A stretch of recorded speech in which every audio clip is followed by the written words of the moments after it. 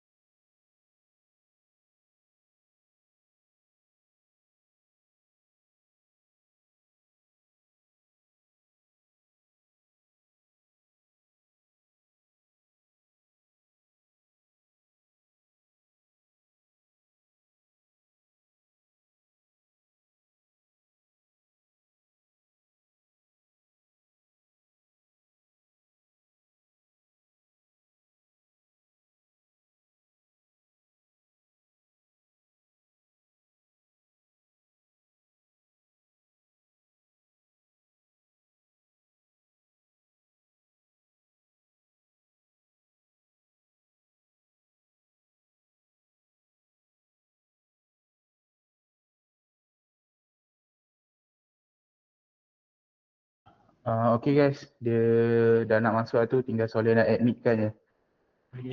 Ready.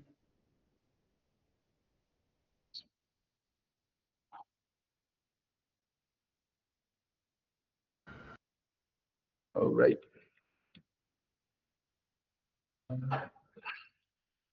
Good morning, Mr. Gaurav. Hi, good morning, Adam. How are you? Oh, I'm fine. How are you? I'm doing good. Are you able to hear me? And am I Uh, visible? yes, can clearly, very clearly. Lovely, lovely. Okay, how's KL? KL is good. I'm based in Selangor. Oh, is it Not Selangor? Kuala Lumpur. Oh, which part of Selangor you live? I stay in Sri Kembangan.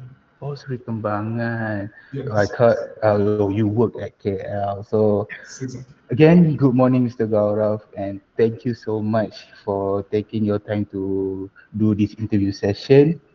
Me and my group, really appreciate that you spare your time for this interview session with us. So before we begin, first let me introduce my group mate and myself. For this interview, we are a group of 6 members. We have from University Malaysia Police. So currently conducting the subject of International HRM. Our team consists of our group leader, that is Muhammad Amar, and following with our other members, there is Nur Shamimi, Lo Ying, Chong Jiao Lu, and Muhammad Arif, and myself, Adam Mikael. So before we begin, first of all, the purpose of this interview is to gain real world insight in international HRM. As you know, your specialty, your background in HR, for from yourself in terms of global context. So the purpose of this interview is to explore the challenges and practices involved in IHRM, International Human Resource Management, especially from professionals like you working in MNC, multinational organization like Tetonica, right? You work at Tetonica, right? Yes, correct. For our interview session, we have 4 areas, 4 sections. First is international labor relation. Second is global contact management, international compensation management. The third and lastly, general challenges in IHRM. So before we begin the interview, can you introduce yourself briefly, yourself, position, and a little bit about your company? Right, sure thing. So my name is Gaurav. On the internet, I'm usually known as G. That is my nickname. I started off in the world of human resources as a recruiter in the beginning. I was an agency recruiter. I was working in the oil and gas industry, and then I moved into tech. And finally, I moved into in-house recruitment. So I was working within the HR department in a company doing recruitment. And very recently, actually, I was promoted to a human resource manager position at my current company, Teltonica. And I oversee all scopes of the human resource sort of umbrella. So under human resources, it tends to be quite vast. So I was doing recruitment primarily. Now I oversee, compensation and benefits. We have industrial relations. We have employee relations, payroll, for instance. So that's pretty much about that. For myself, I work at Teltonica, like you mentioned. We are, I would say, the telecommunications industry is quite huge, so I need to be a bit careful with how I share information, right? I think when we say telecommunications, people usually have the idea of big companies such as Maxis, Cellcom, DG. These would be ISPs, as we would call it, internet service providers. But then again, every player in the telecommunications space tends to be very diverse, right? You have diverse sort of pockets within the industry. So the kind of solutions that we provide would be devices for IoT solutions. We have a few different business niches. We have Teltonica Telematics, Networks, Teltonica Networks. We provide 4G solutions, devices such as routers, modems, gateways. That would be for one side of the business niche. We also produce telematic devices. This would be GPS solutions, these kinds of devices essentially. So not your normal definition of the telecommunications space, but nevertheless we're still involved in the telecommunications industry. Yeah, that would be it. I'm very excited to have a go at your questions and share whatever insights I can for today. Basically, you shift from oil and gas to technological sectors, right? Yes, correct. So at my first stint, I was involved in oil and gas industry. I was doing recruitment for an oil and gas recruitment agency. And then right after that, I moved into IT recruitment. So basically, data analysts working in the fintech industry, in the banking industry. And then right after that, I moved into in-house recruitment. So yes, I did have a change from oil and gas to IT. Correct. Or from different perspective to other perspective, right? Yes, different industries, yeah, with different perspectives as well. Correct. Uh, So I think well, we'll begin with the first section of our interview. Are you ready, Mr. Gaurav? Yep, sure. Let's Sure. go. Okay. So the first section is about international labor law, and the first question is, from your industry, what are the main industrial relation challenges that Tetonica, your company, face when operating in multiple countries, various countries? That's a really good question. I think with industrial relations, right, when we're talking about sort of work that we do, the nature of our work, right, we would produce devices for these huge companies producing a certain solution. I think one of the major problems with this is the nature of being private and confidential. A lot of these companies, when starting up a project, right, they would engage with us to purchase whatever necessary devices they need. They would then send in their NDAs, non-disclosure agreements, to make sure that their project remains confidential. So it's really important for us as an entity, whenever we're signing anything, you make sure you go through the fine print, whatever terms and conditions, you understand, what we are allowed and not allowed to do. Even speaking to you today, I have to make sure that I don't share too much. I could be in breach of the employment contract that I signed. So it's very important to go back to what is on black and white, right? For the five of you today, you will be, hopefully, seeking employment at a certain point of time. It's really important that you always go back to whatever you signed, the black and white.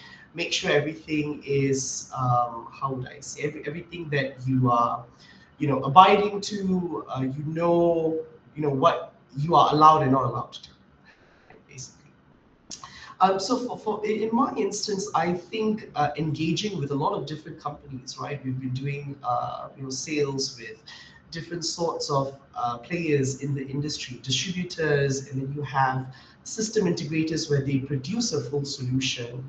We also work directly with internet service providers. So you have to make sure that whenever you're dealing with their projects, they don't want it to, they don't want the information to be released to the public soon, or reveal too much to the public. It's not in their best interest. So you always need to make sure that as a human resource personnel, you have to go through sort of the fine prints, the NDAs that they provide to you, to ensure that you're not going to put your company in jeopardy. You have to understand, and you have to advise your managers accordingly.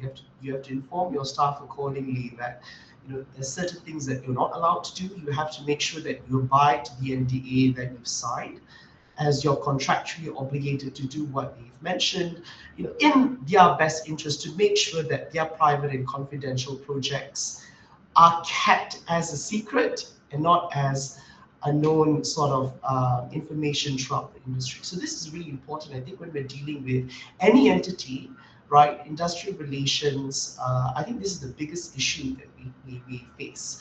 And this is a very I would say very common thing in the industry, not just here in our Malaysian office, but also from our other offices. This is a thing where the entities do not want their projects to be known to everyone, because then it gives away a lot of information, right? Someone else could use this information to try and beat them, to produce a new project. So it's in their best interest for us to remain quiet, right? It's in our best interest to follow what they want. So that, I would say, would be the biggest challenge in industrial relations. Not exactly a challenge. You just need to make sure that you understand what they need, and at the same time, you would need to make sure that how you operate when dealing with these projects, you have to make sure that information does not get out.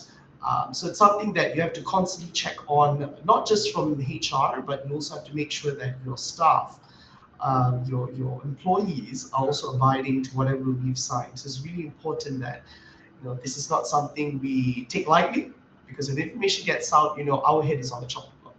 So it's really important that we make sure we abide by the NDA. We basically, how would I say, abide, and also do our end of our end of the deal, right? So just make sure that we don't sort of you know we have to build that trust, right? So it's always important for us to make sure that we seem trustable as a company. So yeah, that would be my take on industrial relations, the challenges with industrial relations. Oh, meaning of PNC, which is based on what you said, we just don't, as HR, we just don't try to keep it as confidential as it can. Uh, don't just like simply just open your mouth about all the projects. It's just the standard of keeping it private, right? Yes, definitely. With private and being PNC, being private and confidential, it's very important that you go about being very careful with what you say. Essentially, this is just not just since the question was more on industrial relations, it's meaning is the relations that our company has with other companies, right? So in the scope of HR, is very important for me. When we're discussing promotions or salaries, that is very private and confidential. I can't share at all, right? And I have to make sure I don't say something that I'm not supposed to. But when it comes to being privately confidential in industrial relations, I don't have much of an effect of whatever I do, being that working in HR, you are behind the scenes within the company. This would be something applicable to our salespeople that are engaging with the relations within the industry. So I can advise and sort of coach them to make sure that they carry themselves in a way that they are remaining to be private and confidential. So it's something that I don't have much of a control over, but it's something where I have to have a control over and advise and check in with our people on the ground, right, that are engaging with relations within the industry. Okay, Mr. Garo clearly understood what you meant. I'm a little bit confused of PNC. What type of PNC that you mean by that? But basically, you have just tell us the clear version of what you mean, right?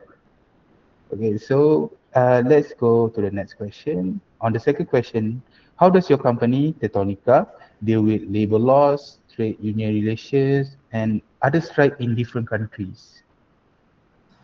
Right. So for the labor laws, applicable to every country, it would be very important for any HR personnel to, attend trainings, understand what is the labor laws applicable to your locale, what basically is what you need to abide to, what you need to understand. It could be as simple as the public holidays applicable to your country, all the way, to, for example, doing terminations, company sort of standards. What kind of standards do you need to abide to, right?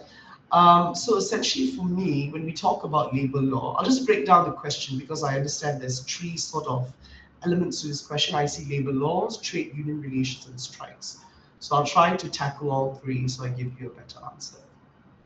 So for labor law, essentially, you need to ensure that you are up to date with the updates to the Employment Act here in Malaysia. Essentially, you would need to attend for trainings, and you would need to understand how, on paper, the Employment Act and how it's supposed to be implemented in real life, essentially. Because what is on paper, you can study the theory of it, but when we're discussing real world scenarios, there's different variables that you need to take into consideration, and then from there you need to understand what you have learned in theory, and you need to also learn how you apply that into real world situations. So that's number one. Labor law is the foundation of the HR. The HR person is the foundation, the basis of our work. So whatever we're doing, our day to day, we would abide to the labor law first, and then thereafter, whatever company policies you have in place, then you would abide to them. But what would come first would be the labor laws in your given country. Also, something to take note: the Malaysian, under Malaysia we have Semenanjung and then we have Sabah Sarawak in the east. What we have to take note is the ordinance for the Employment Act in both territories are different. So Semenanjung has its own labor law that was updated back in 2022, whereas for Sabah and Sarawak, I believe, you can correct me if I'm wrong, I'm not too sure, but they have not underwent an update. So their ordinance is different than ours. So it's also something that we need to remember as well. For trade union relations, I would say in the scope of Teltonica, we do not have, I would say, sort of trade unions, given that here in the Malaysian office we do not have. I would say trade unions are more applicable to large scale workforces. So, for example, if you're an employer that has a large factory, for instance, you have maybe 100, 200, 1,000 employees, then trade unions would be more applicable, would be more relevant. But given that our HQ, here in Teltonica, we have a very large manufacturing facility based in our HQ. This would constitute a need for trade union relations essentially. So we have a large workforce. We would select a representative from the workforce to basically share sort of their pain points, perhaps improvements that they would like to see from the employer. So this would be better benefits, insurance, company insurance, stuff like that. When dealing with trade unions, I think maybe relevant to the sort of work I do, we hear I wouldn't say complaints, but feedback, suggestion from our employees. I think it's very important for us to understand where it's coming from. We understand the root cause of the problem, and we see what we can and cannot do. As a HR personnel, you are the bridge between the employees and management. What you need to do is that you need to understand sort of the problems and the needs of the employees, and then you can also go back to your management, see what is feasible, what we can change, what we can improve. So being the bridge of the two, it's really important that you remain, I would say, neutral to an extent. I think given a lot of people understand HR to be sort of working for the company, we hear this a lot, right? But essentially, you would need to, be the bridge for both. So I would say, relevant to the work I do, it's really important. Whatever complaints I hear, needs that I hear, I always refer back to my management. We come up with proposals, see what is doable. If some of these sort of needs are financial needs, something that would require, financially would require capital for it, or money. I would draw up a proposal, see if it would work with our cash flow. This also comes back to finance, right? To the finances of the company. So it's really important as a HR personnel, we also have some understanding of finances, the company's profit margins, how much are we doing, what is our overhead costs, and see if we are able to meet the demands of our employees, because most of these demands are rooted in financial basics. So you would need to pump in some amount of money, to perhaps meet the needs of the staff, right? So that is usually the I would say biggest need from our employees. And I'll move on to the last one, which will be strikes. To my knowledge, here in Tantonica, we have not faced these kinds of, I would say, sort of issues with strikes. It seems very something that I've not been exposed to myself. But I would say that with strikes, I think it comes down to the root cause of being dissatisfied. I think strike is at the very end of the spectrum. It's a very harsh response to a lack of um, to the lack of being satisfied, right? The lacking of being satisfied. So I would say that dissatisfaction happens everywhere. I think it goes back to my point just now with trade union relations. I think you got to this and to the needs of the employees, understand where they're coming from, because a strike is a very harsh response to the dissatisfaction that they feel. So you will need to ensure that you understand the problem and you need to address the problem as quickly as possible because you're going to lose your workforce. Employees are going to leave, and it's not going to be a very functional company if a lot of people are resigning. So I think at the root cause of it is dissatisfaction. Understanding that dissatisfaction is very important. Even you know we don't need to look far. We don't need to just focus on the working world. Even in our day-to-day interactions, whether it could be in family interactions, in relationships, you are bound to be dissatisfied. Other people are doomed to be dissatisfied one way or another. So it's really important that as humans, we understand where each other is coming from. Communication is very important. So I would say, for this question, I think just tackling the dissatisfaction itself, I think is very important. Not necessarily anything else. I think that would be the basis, to answer this question. So basically, the in terms of labor laws, trade unions, and strike, basically, it's mostly regarding the international employees or the local employees. Usually strikes would happen in the given locale. So, for instance, let's say in any given country, you would have people that are not that satisfied with the current status quo at the company. Maybe it be the benefits, maybe they're overworked. This would be relevant to where the company has set up shop. So, for instance, like for example, where the company that I'm attached with, Teltonica, is from Eastern Europe, right?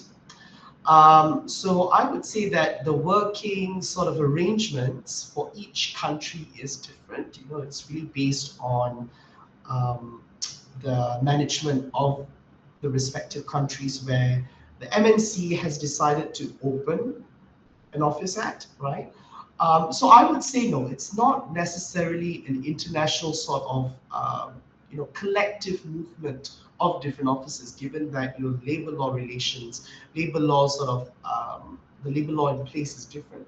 So it could be an international widespread sort of strike. I've seen this with Starbucks. Given that Starbucks with the current Israeli-Palestine conflict, we have seen strikes from employees all over the world. So it depends on the context, definitely, Adam. I think it depends on the context, the problem, what is the issue at hand. It could be an international sort of collective movement from the employees, or it could be just specific to one country where the office is in operation. So that would be my answer to that. Okay, so same as before, like dealing with labor laws and labor laws. Is there any conflict from the beginning of your work as a HR manager up until now? Is there any conflict regarding labor laws or anything else in different countries that Tetonica do? Yeah, I think as a HR personnel, it's important that you abide to the standards of the labor law, essentially. And an extension from that would be the industrial code, right? So when it comes to the industrial code and labor laws, it's very important for us to be to make sure that we abide to this law. Whatever we are doing is legal, and this would, I think, a very common problem. I wouldn't say a problem, but it's more of the situation of terminations, for instance, right? When we are looking to part ways with an employee, maybe it's based on performance, or perhaps it's not a good culture fit, right? You need to make sure that whatever action you are undertaking, it needs to be legal. It has to be legal, right? And that you are abiding to the labor law. You make sure that you know the reasons that you are, for example, terminating is with just cause and excuse. So this would be sort of a term that we use when we're discussing labor law. It is with just cause and excuse. So I would say that would be one of the biggest challenges that I've had. Given that for each situation it can be very different. The journey of every employee is different. So making the decision, discussing with our managers and what they see the team, to be and what they need, we would advise them accordingly, what we can do and what we can't do. So we need to make sure that we are abiding to whatever the labor law has laid out for us. And at the same time, with the best interests of my company, we would then take whatever action necessary. So that would be my biggest challenge joining HR.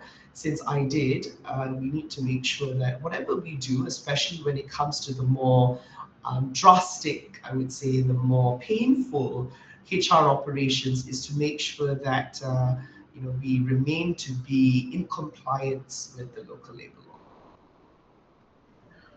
Okay, so when you say that daily, what we try to deal with the employee more professional, uh, is that one of the ways, or is there any other way how Tetonica or yourself deal with conflict?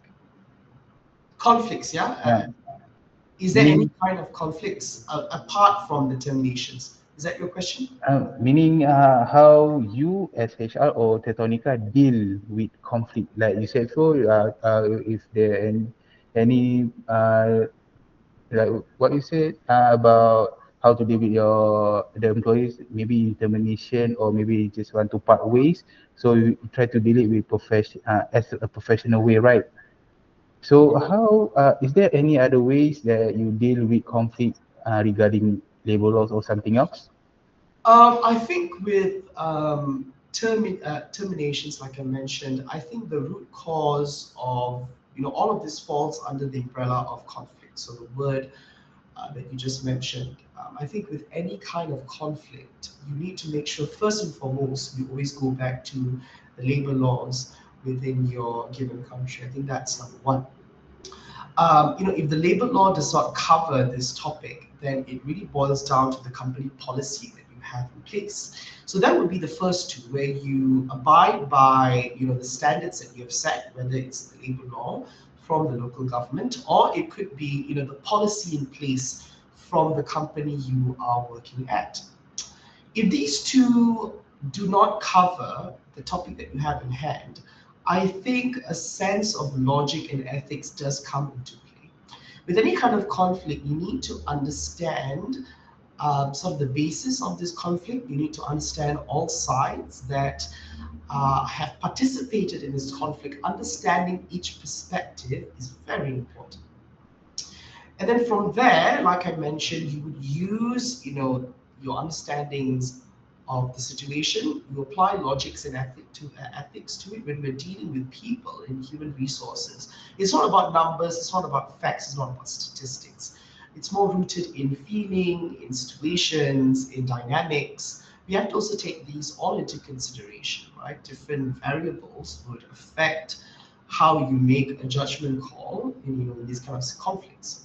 So I would say that would be sort of the pathway I would use when dealing with these kind of instances of conflict. So essentially, the first bit you would go about understanding you would go about understanding the local labor laws and the policies you have in place, right? If that fails, you understand the perspectives of the different parties involved, right? You understand the perspective and then applying logics and ethics to understand the different variables. So it could be the dynamics, it could be the emotional state of the people in the situation. So I would say that would be how every HR personnel should sort of tackle these kind of conflicts. And I would say in my company, when it comes to these kinds of issues, we definitely have the policies in place on how we can go about rectifying these issues. But I would say that would be a very general answer on how I would go about fixing any kind of conflict. Clearly understood about that, how Satonica yourself deal with other employees' conflict. So now it's more about based on your experience, Mr. Gaurav. So based on your experience when the first day that you work up until now, did you notice how does Tetonica ensure compliance with local labor laws while still maintaining consistent HR standard across different countries? How do you deal with that? Right. So we would definitely, our HR personnel have to attend the necessary trainings. I myself have attended a few where we are taken through, sort of in theory what the local labor law it requires of us, and from there we also understand what would that look like in reality. How do we apply? When applying policies in place for all offices, it can be slightly difficult, given that in certain countries their employment act covers a bit more. Under Malaysian labor law, in my opinion, it does not cover everything, but the basics are covered. So a lot of MNCs these days have free will to sort of, especially when it comes to applying a global HR policy to all offices. It wouldn't be too hard to make sure that Malaysia is able to abide to these policies, global policies, just because our local labor law covers the basics essentially. How I would go about doing this is you need to understand, I think it starts from all the way from the top. So, for example, I report to the head of HR that oversees our policies in Malaysia and all over Southeast Asia.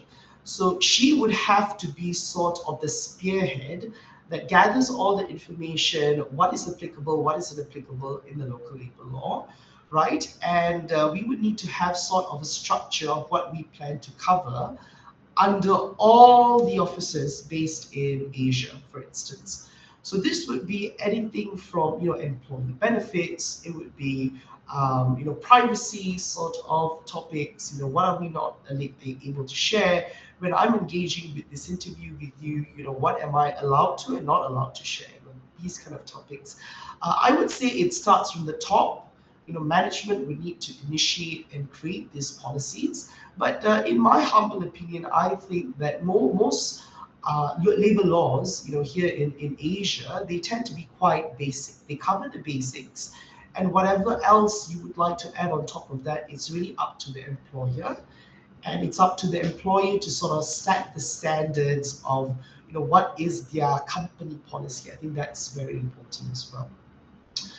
So, going through the many offices that we have here in Asia, and for instances, uh, my HR colleagues from our other offices, we all abide to the same policy. Essentially, we have our policy created by our team in HQ.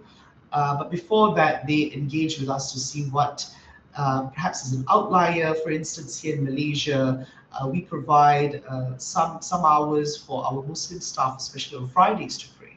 So as you can see, that's a slight difference given that our locale is a Muslim country, right? Islam is the official religion of Malaysia.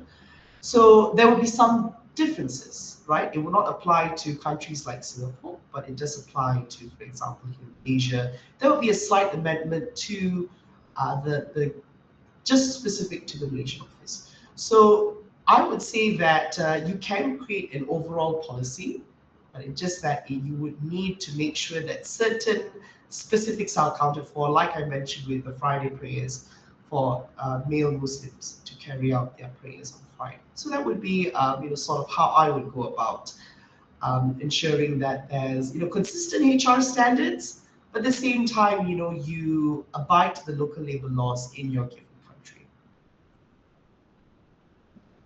Oh, so basically, when you're dealing with labor laws only, sorry, when you're dealing with global countries, it's different. It's not the same as Malaysian laws and other countries' laws. So basically, you have to like do you have to like go deeper research on okay if you want to open that let's say Africa wants to open a branch in other country you have to go deep inside about their laws about their employee about their culture or something else.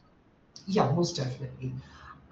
So sometime last year, I was actually tasked to carry out recruitment for the United Kingdom. So we were looking for salespeople to be based in, I forgot where, but it's a town in England. So before actually starting out the recruitment there, I need to make sure that I'm familiar with the local labor laws. Discrimination is not allowed in the UK. So when we are looking for candidates, if we're looking to ask them, for instance, what is their ancestry? What race are you? Are you able to speak English? With things like that, we need to make sure that we remain compliant to the local labor laws because when I, as a recruiter based here in Malaysia, is engaging with a person from the UK, I need to make sure that I am abiding to the local labor law over there, not the other way around. That's number one. Number two, we need to do our due diligence, like you mentioned. Do we need to do research? Yes, we have to. Most definitely. We need to understand the local labor laws affecting the United Kingdom. What is and is not applicable. For instance, in the local Malaysian labor law, um, only very recently discrimination was included into the latest amendment. Whereas in the UK, they are ahead of their time. They already have this in place, where employers are not allowed to discriminate. So that would be number two. So actually researching and understanding, what are the best practices when engaging with candidates over there. And also, given that in certain countries, even it's illegal for you to post a job ad without the salary, without the salary range. That's also actually illegal. So in Australia, you are required to post job ads with the salary range, or you could be in trouble with authorities in the given country.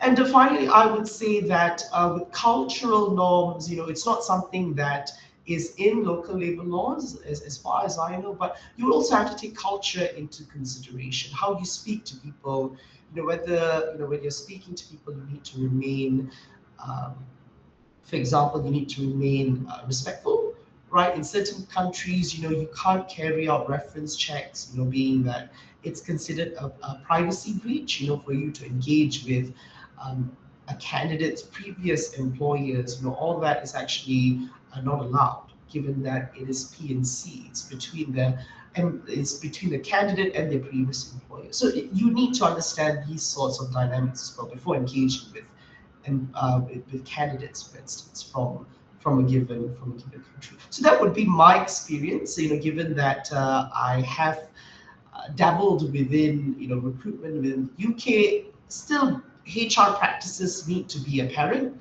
and I still need to abide to the local labor laws as well. Clearly understood about that. Okay, Mr. Gaurav. Okay, so let's go to the second section. The second section is about global talent management. Are you ready, Mr. Gaurav? Yes. Before that, could I just have a quick drink of water? Oh, sure, sure, sure. Just give me a quick second. Yeah. Okay, okay. Sure, sure.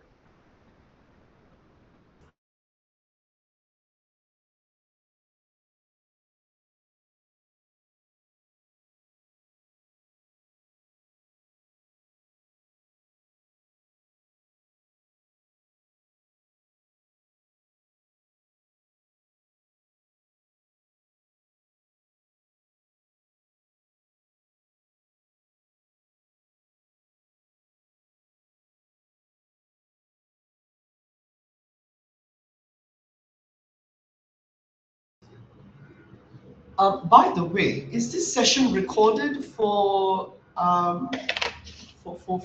you guys to perhaps keep? Oh, Um, yes, yes. We'll definitely prepare for that. We have three backups for screen recording because based on the interview, we'll do a report regarding your company. So based on what you're explaining to us right now, it's being recorded and also being jotted down from our members. So for the interview, try to keep it as PNC as possible lah. Understood. It's just that I think during the initial stages of our communication, I was not made aware that it would be recorded. I'm not too Oh, sure if we discussed that. Um, yeah, but that should be fine. I was just asking just to make sure. So I don't see sort of a recording icon on this call. oh, Is this being we recorded via screen please. record or is it some other matter, some other manner? Oh, there's some other devices that we use. We because I'm a type of person that overthinks a lot. So basically, I'm just afraid that the recording maybe there will be some troublesome, maybe the connection of the Wi-Fi. So I said to my group mates try to record, do multiple devices like the laptop punya screen record, not the Google Meet screen record. Understood. Understood. Okay. So, like I said before, we just want to know the exposure of global HR. So, when you explain something, Just give me try a to, second, Yadam. I just need to run to the loo very quickly. So give me a oh, quick second, yeah? sure, sure, sure, sure. Thank you.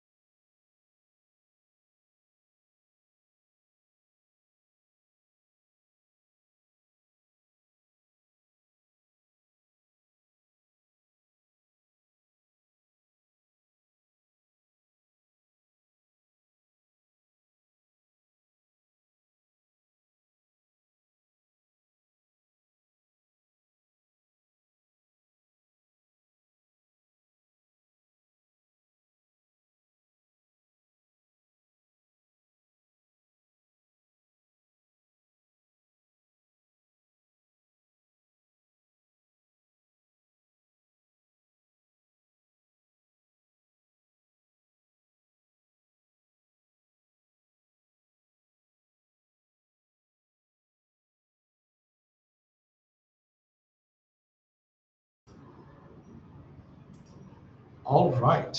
I am back. Yes. Uh, Mr. Gaurav, just a little bit, I want to say something. Yes, please. Basically, the recording is only for our report purposes only. We don't share anything that you spoke to during the interview to others to someone else. It's just for our report and for our assignment only. Understood. Understood. Oh, The reason okay. I was asking Adam is if you could provide me maybe short snippets of some of the recordings, I'll be very interested to post them onto my TikTok Sure, for sure. people.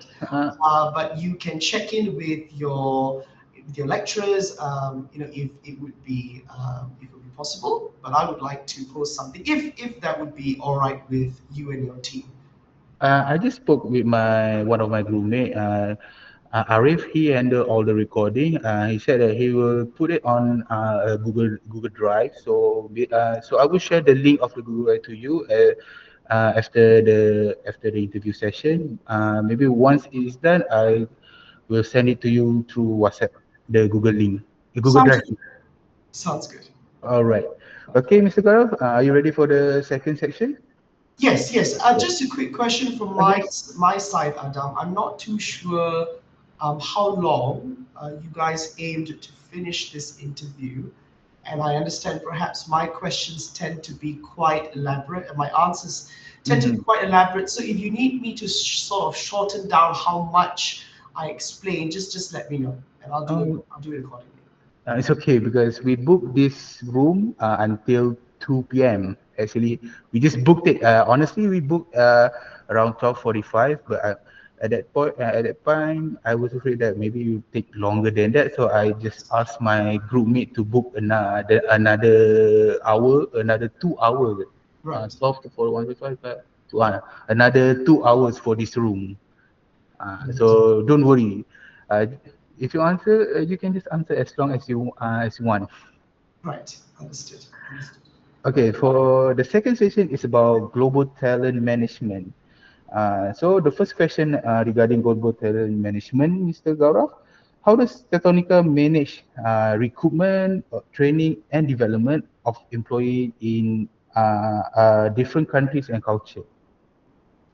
Right, that's a very good question.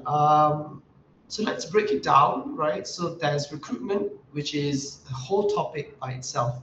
And then there's also training and development, which is also a huge topic by itself. These two spheres of human resources are very large. In most MNC companies, you would have dedicated personnel for both. So, for instance, you would have directors for recruitment, you would have training and development, learning and development sort of directors for each, right? So it tends to be a very difficult topic to sort of cover for an interview, but I'll do my best to share how we do it here in Teltonica. So in Teltonica, recruitment is a huge part of the human resources operations. Essentially, we have a segmentized sort of department in our HQ, right, in our headquarters, with a dedicated sort of head of talent acquisition that oversees the talent acquisition initiatives across all of our offices. So, given that it has a lot of priority, bringing in new talent is very important for any business, right? And for training and development, this would be more related to ongoing learnings for our in-house staff, right, for our employees, to make sure that they're up to date with whatever information that they need to be updated with. So it could be the understanding of our devices, what we sell, our business segments, our business structure, how we do business. So it's very important that these two, I would say, global talent management is very important because you receive talent via recruitment. You need to make sure that talent is up to date with whatever they need to be, and you also refine the talent that you have. So they come in as a diamond. You want to make sure that they continue being a diamond. On you're polishing them to be even better than what they were. So how do we manage recruitment? I would say the recruitment process is very important. We make sure that throughout all of our offices is actually very well designed, and it's actually the same process that we share with all of our individual offices across Asia, for instance. And that's how I'm able to do recruitment for our offices in the UK. I've done recruitment for Japan, for Pakistan, because we have the same process in place. I think a very important process is not just beneficial to us as as an employer, but also to the employee. So number one, how we go about the process is it's very defined. Firstly, we go through a four-stage interview process. So we have the first and second interview. The first interview is done by the HR personnel, which would be myself. Second interview is with the hiring manager. We would then do a reference check. This is very important to understand the insights of the previous employer, and then finally we would proceed with providing the candidate with the offer, in which what we call as an offer meeting. So the offer meeting essentially we lay out all the benefits, the compensation structure. We walk through with the candidate what they will be receiving in benefits, right? What is the expectation of the role to make sure that it's very transparent. So this is the process that we have in place here at Teltonica, and it's done us wonders. It's very clear. How it benefits the candidate is that they understand what is coming next, right? Candidates tend to be more involved in a recruitment process when they understand the steps that are in place and what is coming after, right? And it also makes sure that the employer, us, we are familiar with the process, and we know what is coming next. So it makes it very streamlined. That is the process we have. But like I mentioned just now, for certain offices, maybe for instance in Japan, you need to remain very private and confidential. You can't just go around digging information about a candidate. Perhaps a reference check would not be advised. You could do it, but it's not advised. So it really depends.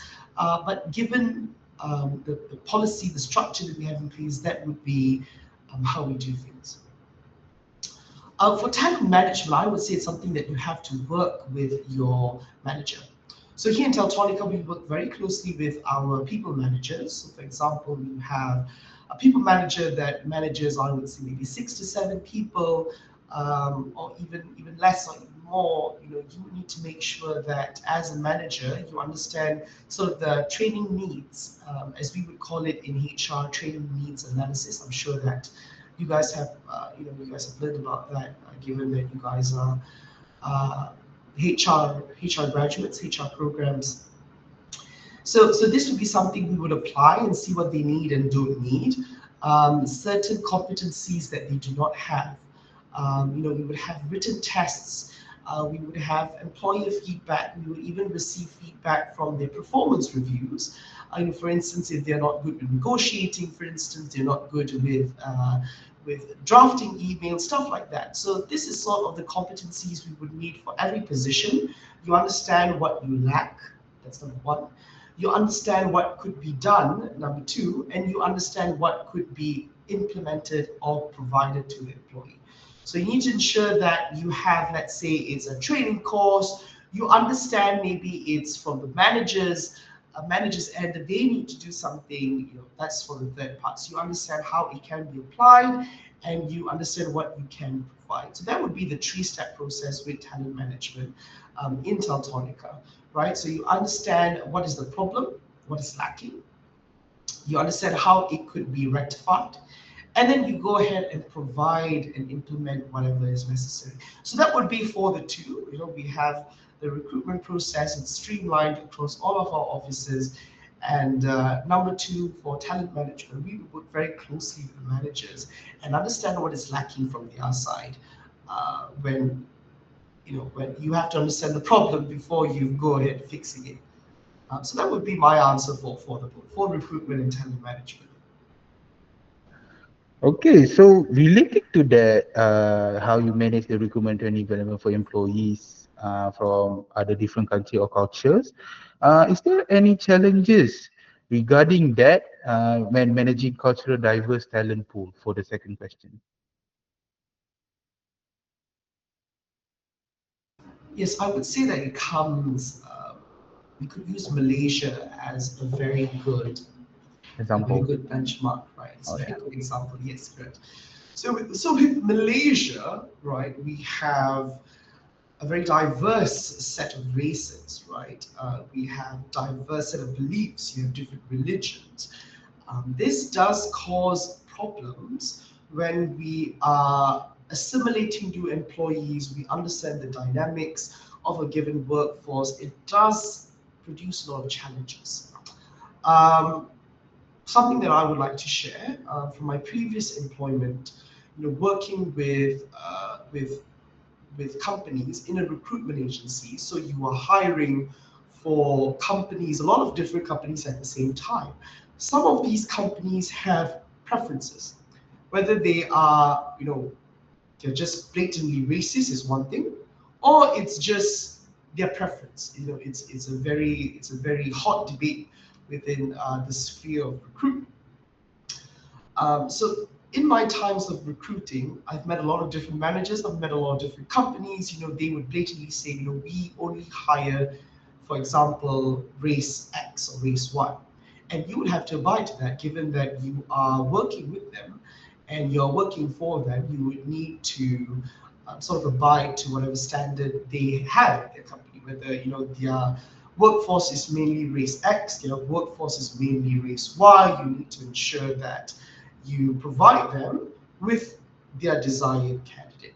So I would say that given that we are diverse, there are tendencies to have a favorite between, let's say, country A has five dominant races, five major races. They could have a tendency where they would choose only one, right?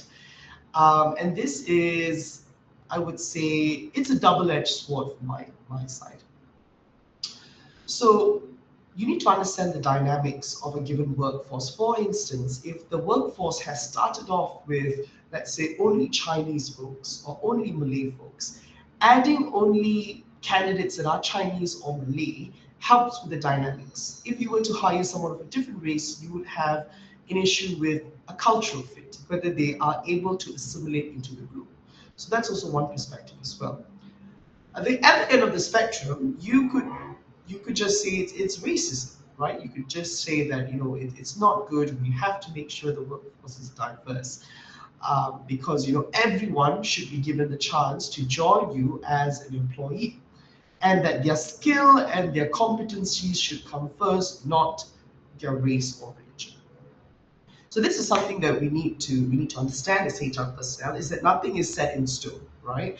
We are dealing with people. People come in different shapes and sizes, and a diverse talent pool is inescapable, especially here in Malaysia. You can't do much about it. If you have sort of a workforce that is diverse or not diverse, you need to understand the needs of your company.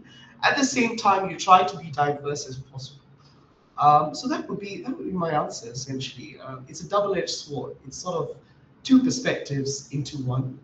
Um, but I would more lean towards being a diverse workforce.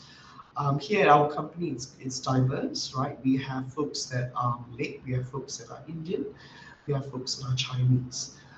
So I would say that it's evenly distributed. We do have a majority of folks that are Malay, right?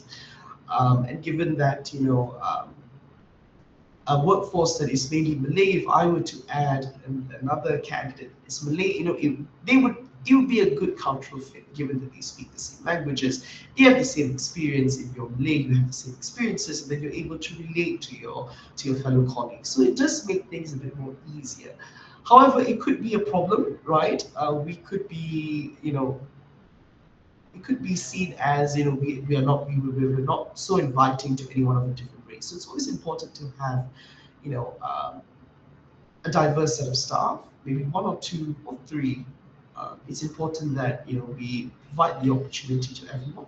But I would not say that it's happened intentionally. I think our workforce, we are open to any kind of individual, whether they are the Malay or the Chinese or the Indian. It's really based on what you're able to do. But I think by chance, our workforce is more Malay than Indian or Chinese. But it's not something that we've intentionally manufactured to make sure that our workforce is only the majority of Malays. So I would say that it's happened naturally. Clearly understood about that.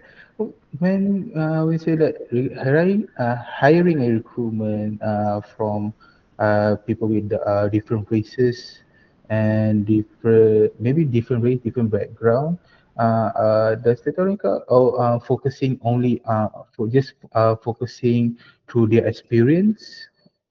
Like when you say diverse pool, you can say that It doesn't matter what's your background, what is your profession. If you want to work with us, we are open, we are an company.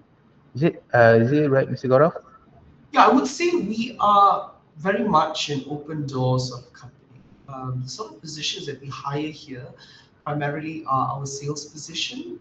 We really depend on very good salespeople to engage with our preferred clients and bring in sort of the business relations that we need to make sure that we are able to promote our devices, to sell our devices, to offer our devices to our preferred clients.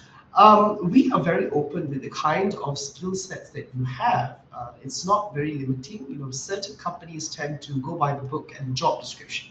We need someone like this. We need someone with this certification. If they don't have it, you will not be considered.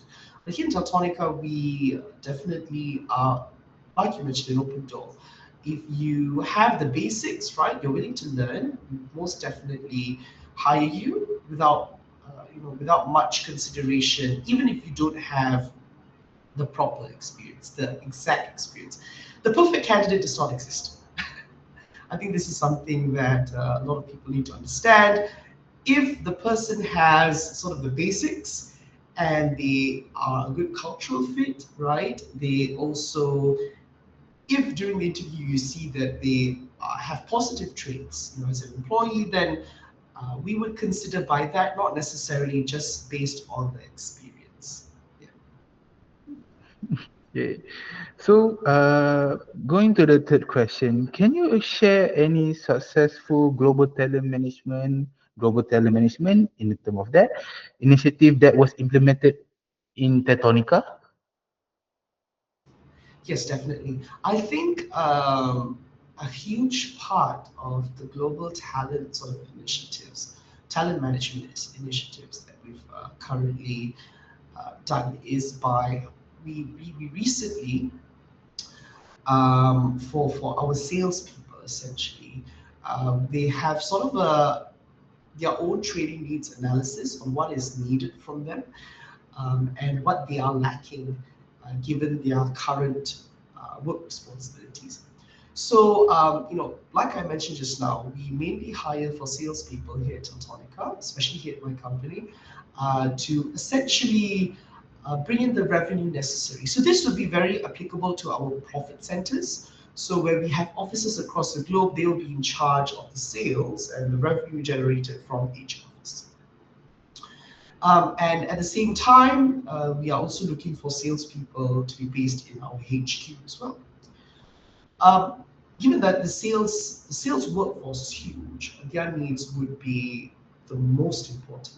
And I think something that we've done is sort of the mechanism of how we create a training needs analysis is very important. We work very closely with the managers. This was something that we implemented. We work very closely with the managers. We provide them with the necessary forms and necessary sort of matrix to what we consider as a weak competency or a strong competency, right? There's a different set of questions that the manager needs to answer, and there's a different set of questions that we also provide to the employee to answer.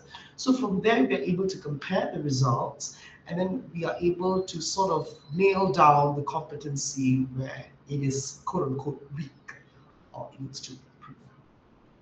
So I would say coming up with a proper form is very important to compare and analyze sort of where the manager stands with what the employee is weak at or what the employee believes they are weak at. So you compare these two sort of information and you compare, what they believe of themselves and what the manager believes of their employee. I think this is very important. And then number two, what we do is we sort of generate the numbers necessary. This can be via, for example, you're working with a HR consultancy firm. They would advise you on how to create a form, or they would generate the numbers for you. They would use their own algorithm, for instance, to sort of nail down what is needed from the employee. And then from there, we would have the necessary sit downs with the manager and the employee to walk them through what they would need or what they would not need. And then that's where this would be the part where you identify the problem. Rectifying the problem is much harder. So what do you do from this? Do you actually go ahead and create a full-on training program? Do you opt for external training programs? Here in Malaysia, we have the HRDF fund, which employees pay on a monthly basis, where you are able to receive reimbursement from the HRDF fund, to receive, whatever training courses that you like to go for. So we would try to focus on in-house trainings. We have, a myriad of different trainings. We would then hire, the appropriate people to provide us, with the training modules on how we would go about training these individuals, whether it could be, the lacking competency, right? And what kind of lacking competency we have detected, essentially. The most apparent thing with our training programs is that we work very closely to the ground. We understand the issues that the individual teams face, and then we would create tailor-made training solutions for the teams, just so that we are not just providing very general advice, we're not providing general sort of training modules, but something that is so specific to the issues of the team that they can't help but listen to our advice because it is something that they can relate to, right? And then that would then create sort of an idea of we understand the issue, and that's why we're helping you on this. So I would say that would be the full-on structure. We would have the form filled by both the employee and the manager.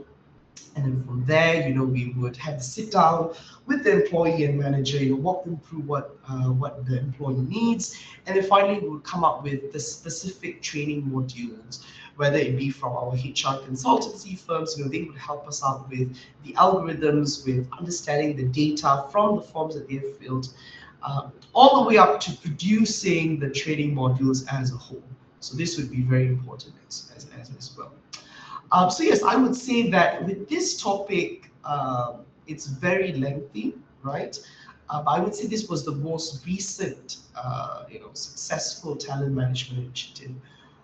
We have a few that we've implemented across the years, but I would say this would be the best, being that it applies to employee, and it takes in the considerations of the manager as well, and it's also a very hyper specific training module. It's not just training module that we've used for 5, 10 years or something specific. So I would say that would be our best initiative when it comes to global talent management.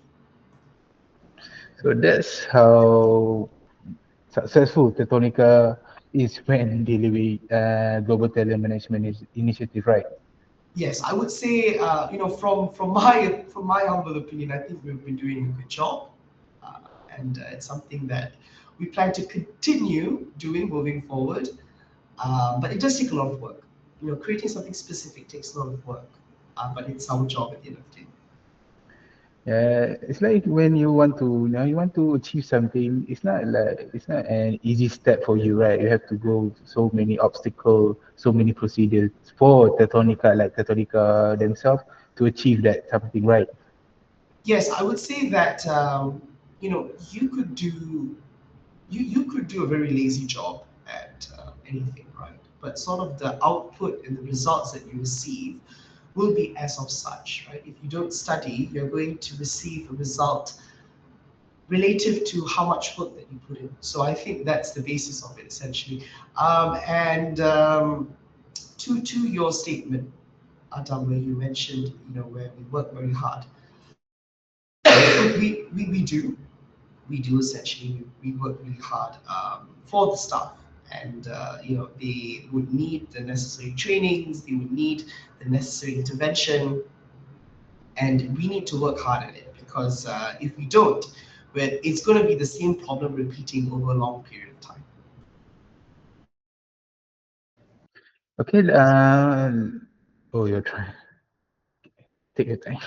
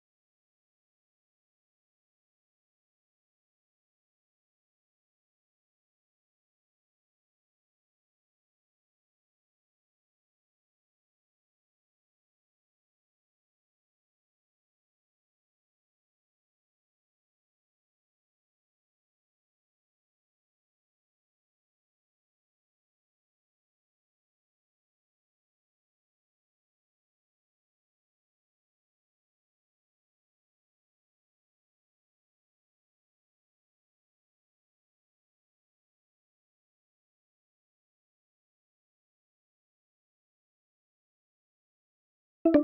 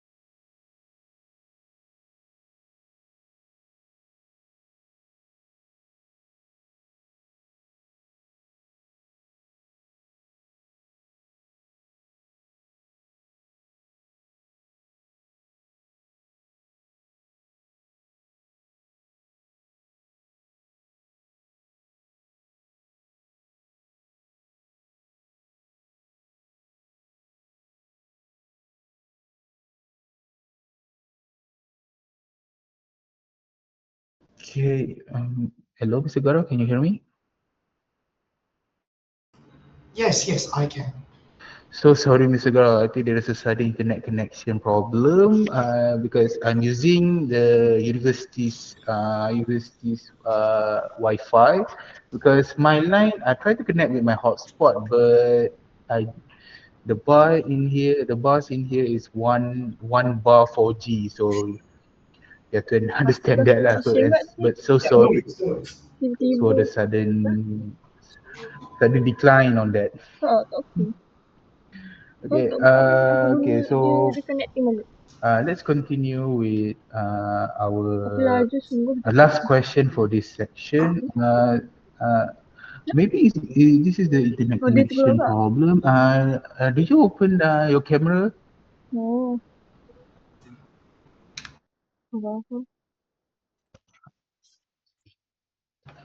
Yeah, give me a quick second, yeah? Oh, okay, okay, okay, no, no pressure. Take your time.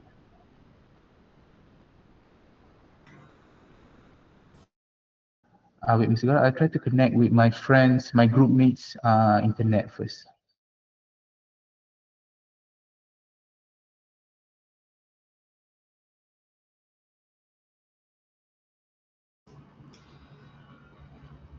All right. So sorry for that.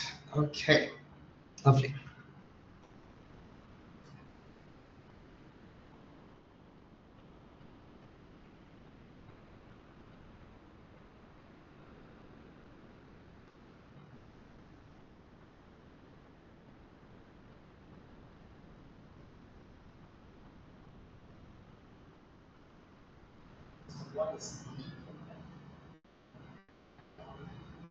Right. Is everything okay with your line? Okay, okay, okay, okay. So sorry because No this worries, no is worries. sudden. One of the thing that I'm afraid because I'm heavily rely on the internet in my university's Wi-Fi.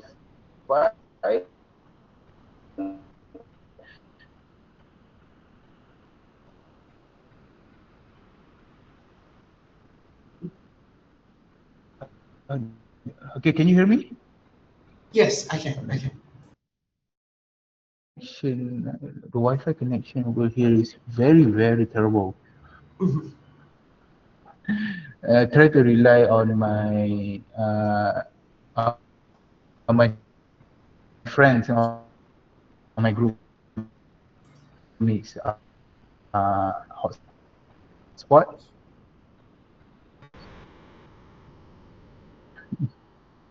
So sorry for the sudden. sudden decline on that. No, no Uh, worries, no worries. it's been slow. Wait, Mr. Gaurav.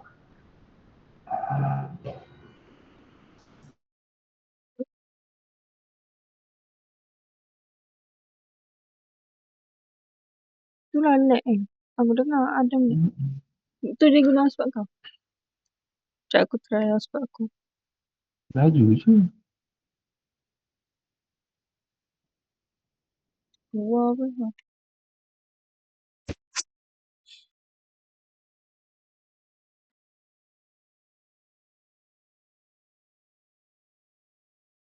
Okay, tapi tak tahu lah. Okay, What? now Mr. Gaurav, can you hear me? Yes, you're still breaking up, and your video is sort of freezing here and there. Oh, yeah. All right. Okay, so I try to reconnect back. Okay. Dia guna Am hotspot. I? Am I Hello. still freezing? It's better now. Yeah, Okay. it's Okay. This is one of the things that I'm afraid of. Maybe the connection of.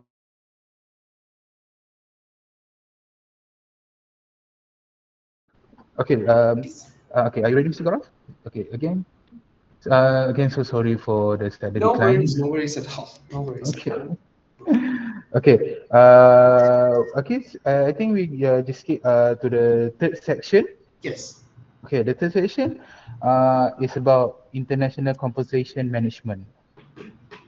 Okay. So for the first question, how does Tectonica handle compensation in countries with different cost of living or tax system? Right. So different cost of living and tax regulations. All right. Yes. Handle compensation in different countries. Right. Handle compensation in multiple countries, different cost of living and tax regulations. Yeah. Yes. Okay. Just give me a quick 10 seconds to think of my answer. Okay. No, take your time. Is there any that Tectonica do based on that?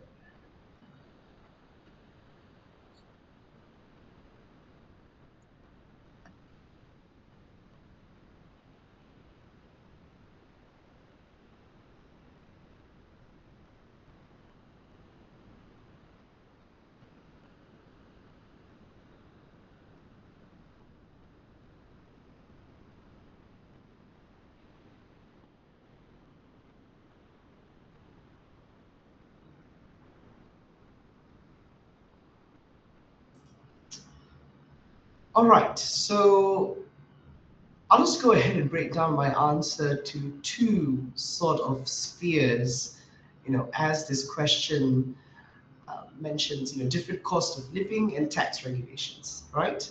And how we handle this in multiple countries. Right. Let's talk about the different cost of living. Essentially, in different countries, for instance, you have countries that are a bit more wealthy in comparison to other countries here in Asia. This would constitute perhaps a better quality of life, better GDPs. Perhaps they have um, a minimum wage at their given countries, and that would then improve their standard of living. And then you would have perhaps countries where they do not have minimum wage in place. The GDP is slightly lower compared to other countries. So this would be, I have to speak a little bit about the economics of different countries, and to understand, where does Malaysia sort of stand in between, these different ends of the spectrum. But since this question is more focused on sort of the global take on compensation, right, in multiple countries, I would say with the different cost of living, it really does not sort of inform the salary in place for an employee.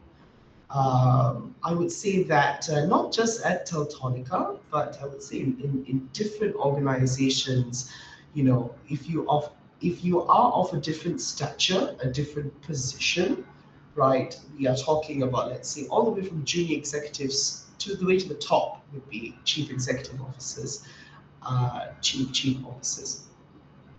I think we have to consider that for positions that are a bit more junior, the pay scale will be lower for them. And you know, in reality, is their pay scale sufficient enough for them to receive, a good quality of life? Are they able to withstand the current cost of living? And that's a different question. I would say that we try with any Teltonica office, the local HR personnel, it's up to them, and it's their responsibility to do their due diligence in carrying out the market research necessary for the given positions at their countries, at their given location. Um, Someone that is a salesperson in Perlis will be making a different amount of money to someone that is working in the heart of Kuala Lumpur. That it has always been sort of the landscape of the pay scale here in Malaysia, right?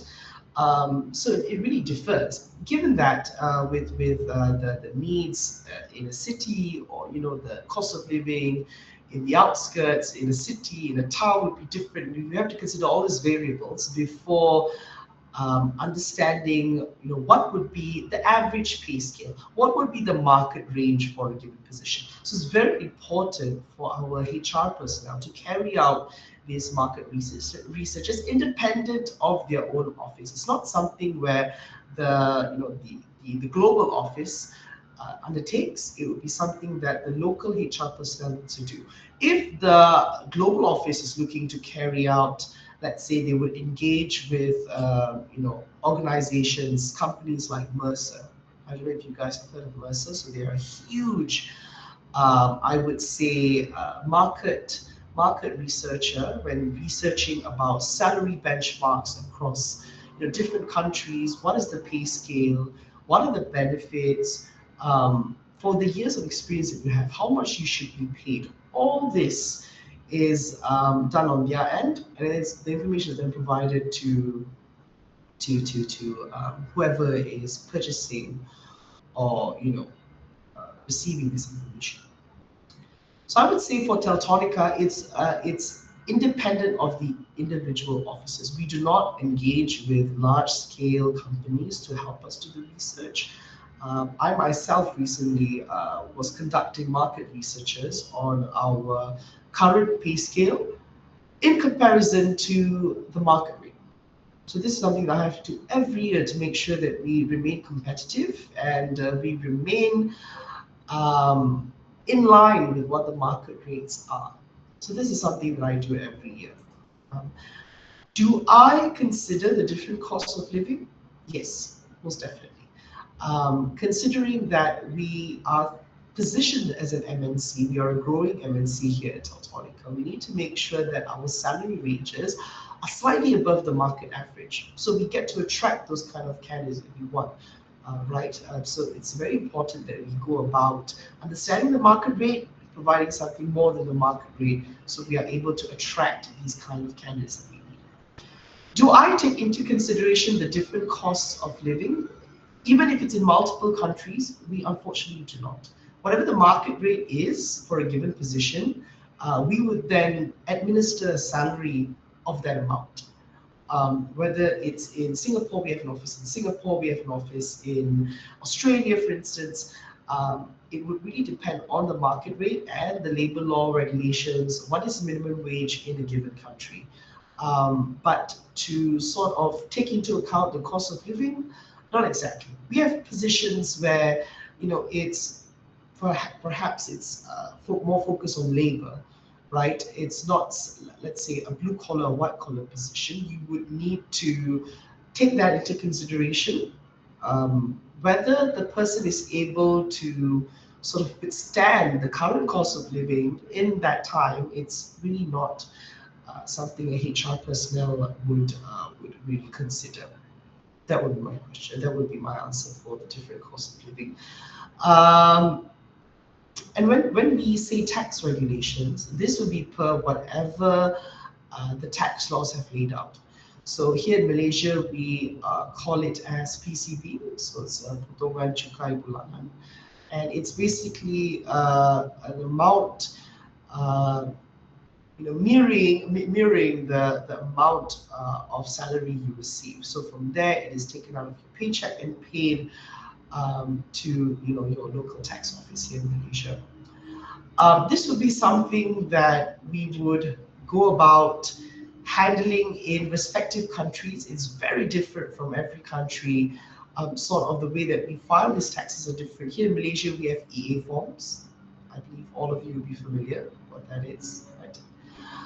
In different countries, the system is different. So when creating sort of I would say a compensation sort of handbook. How we handle compensation is different across multiple countries. Being that the tax regulations are different, the documentation is different. For expats and local people, it's Aku record different. tapi aku There's record untuk different aku forms lah, that you bukan need to yang fill. There is itu. different things that you need to take note of. For example, if the Suara. company has medical benefits, that also comes with Transcribe its kan own ni. set of Okay. headaches. If the company has, for example, fuel cards, petrol cards, it comes with its own source of headache. It's something that Okay. sometimes the HR personnel is not able to do by themselves. Caption They je. need to Aku engage tadi with a local dah tax download dah agency or a yang tax apa suara consultancy terus dia firm. tu That is mesti what tak we do as berbayar well. kan. I'm not an expert in tax, so it's something Dia that cari we yang have to letak video engage with dia boleh transcribe. third Aku party edit pula providers tapi lama-lama to help us. aku dah penat buat dia So lagi. handling compensation in multiple countries, this is something that the local offices do. And even if I were to Oh, explain these sort of dynamics to my BS. example, to my office in HQ, our head of HR, they are able only to listen, and they are not Kalau actually able record to kelas tu provide ada us with any advice because it's specific to the office in the given country. So it also goes by its own rules. This would be Sekiranya something masa that tu in larger companies you would semua have tak dapat. dedicated compensation and benefits personnel that Nanti dia only tengah do cakap compensation and Instagram. benefits, and Tapi yang they would then tapi Wendy ada record kan? produce whatever necessary. They would have not just the tax regulations. I think there's something we can Tapi add to tak this apa kan bukan question. nak buat bukti Here in tapi Malaysia, nak buat EPF is a record je. huge part, EIS Oh, also, right? So oh it dia. comes with its own Tapi dia regulations. nak It's sikit je it's kan. its Nak own buat kat rabbit TikTok hole tu. where you need Dia to nak buat understand it content. well, very very in depth. You need to understand. But just to be very honest, even the tax computations at my company, Tapi we aku rasa sekali sometimes dia cakap dia nak need sikit to je. engage with third-party providers, being that it can be quite complicated. And if the numbers are incorrect, Apa nak bagi semua? we could be in trouble with the law. So it'd be best to just outsource that to a provider rather than do it yourself, because I could use that time for something else rather than crunching the numbers. It does take up a lot of time. Payroll tends to be very, very time consuming. So it's something where if we can outsource, we can. But if the HR person is able to do it by themselves, that's really good because it gives you the basics of how to do it. So you should go about learning how to do it yourself, and inevitably you can also learn from your providers on how you do that. Take up courses, it's not that hard.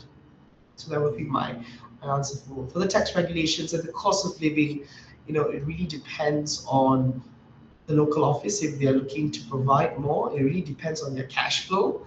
It really depends on their finances. If they would like to increase employee salary, that's one thing. But for the most part, we can't necessarily take into consideration the cost of living with any of our staff, given that employees in an organization make different amounts of money per month. So, it'll be quite hard to consider the cost of living with everyone.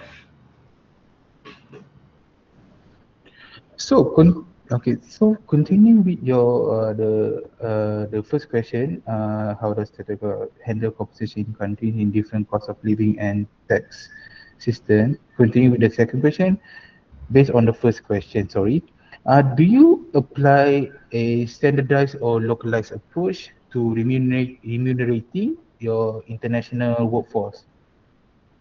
For international workforce, it would really depend.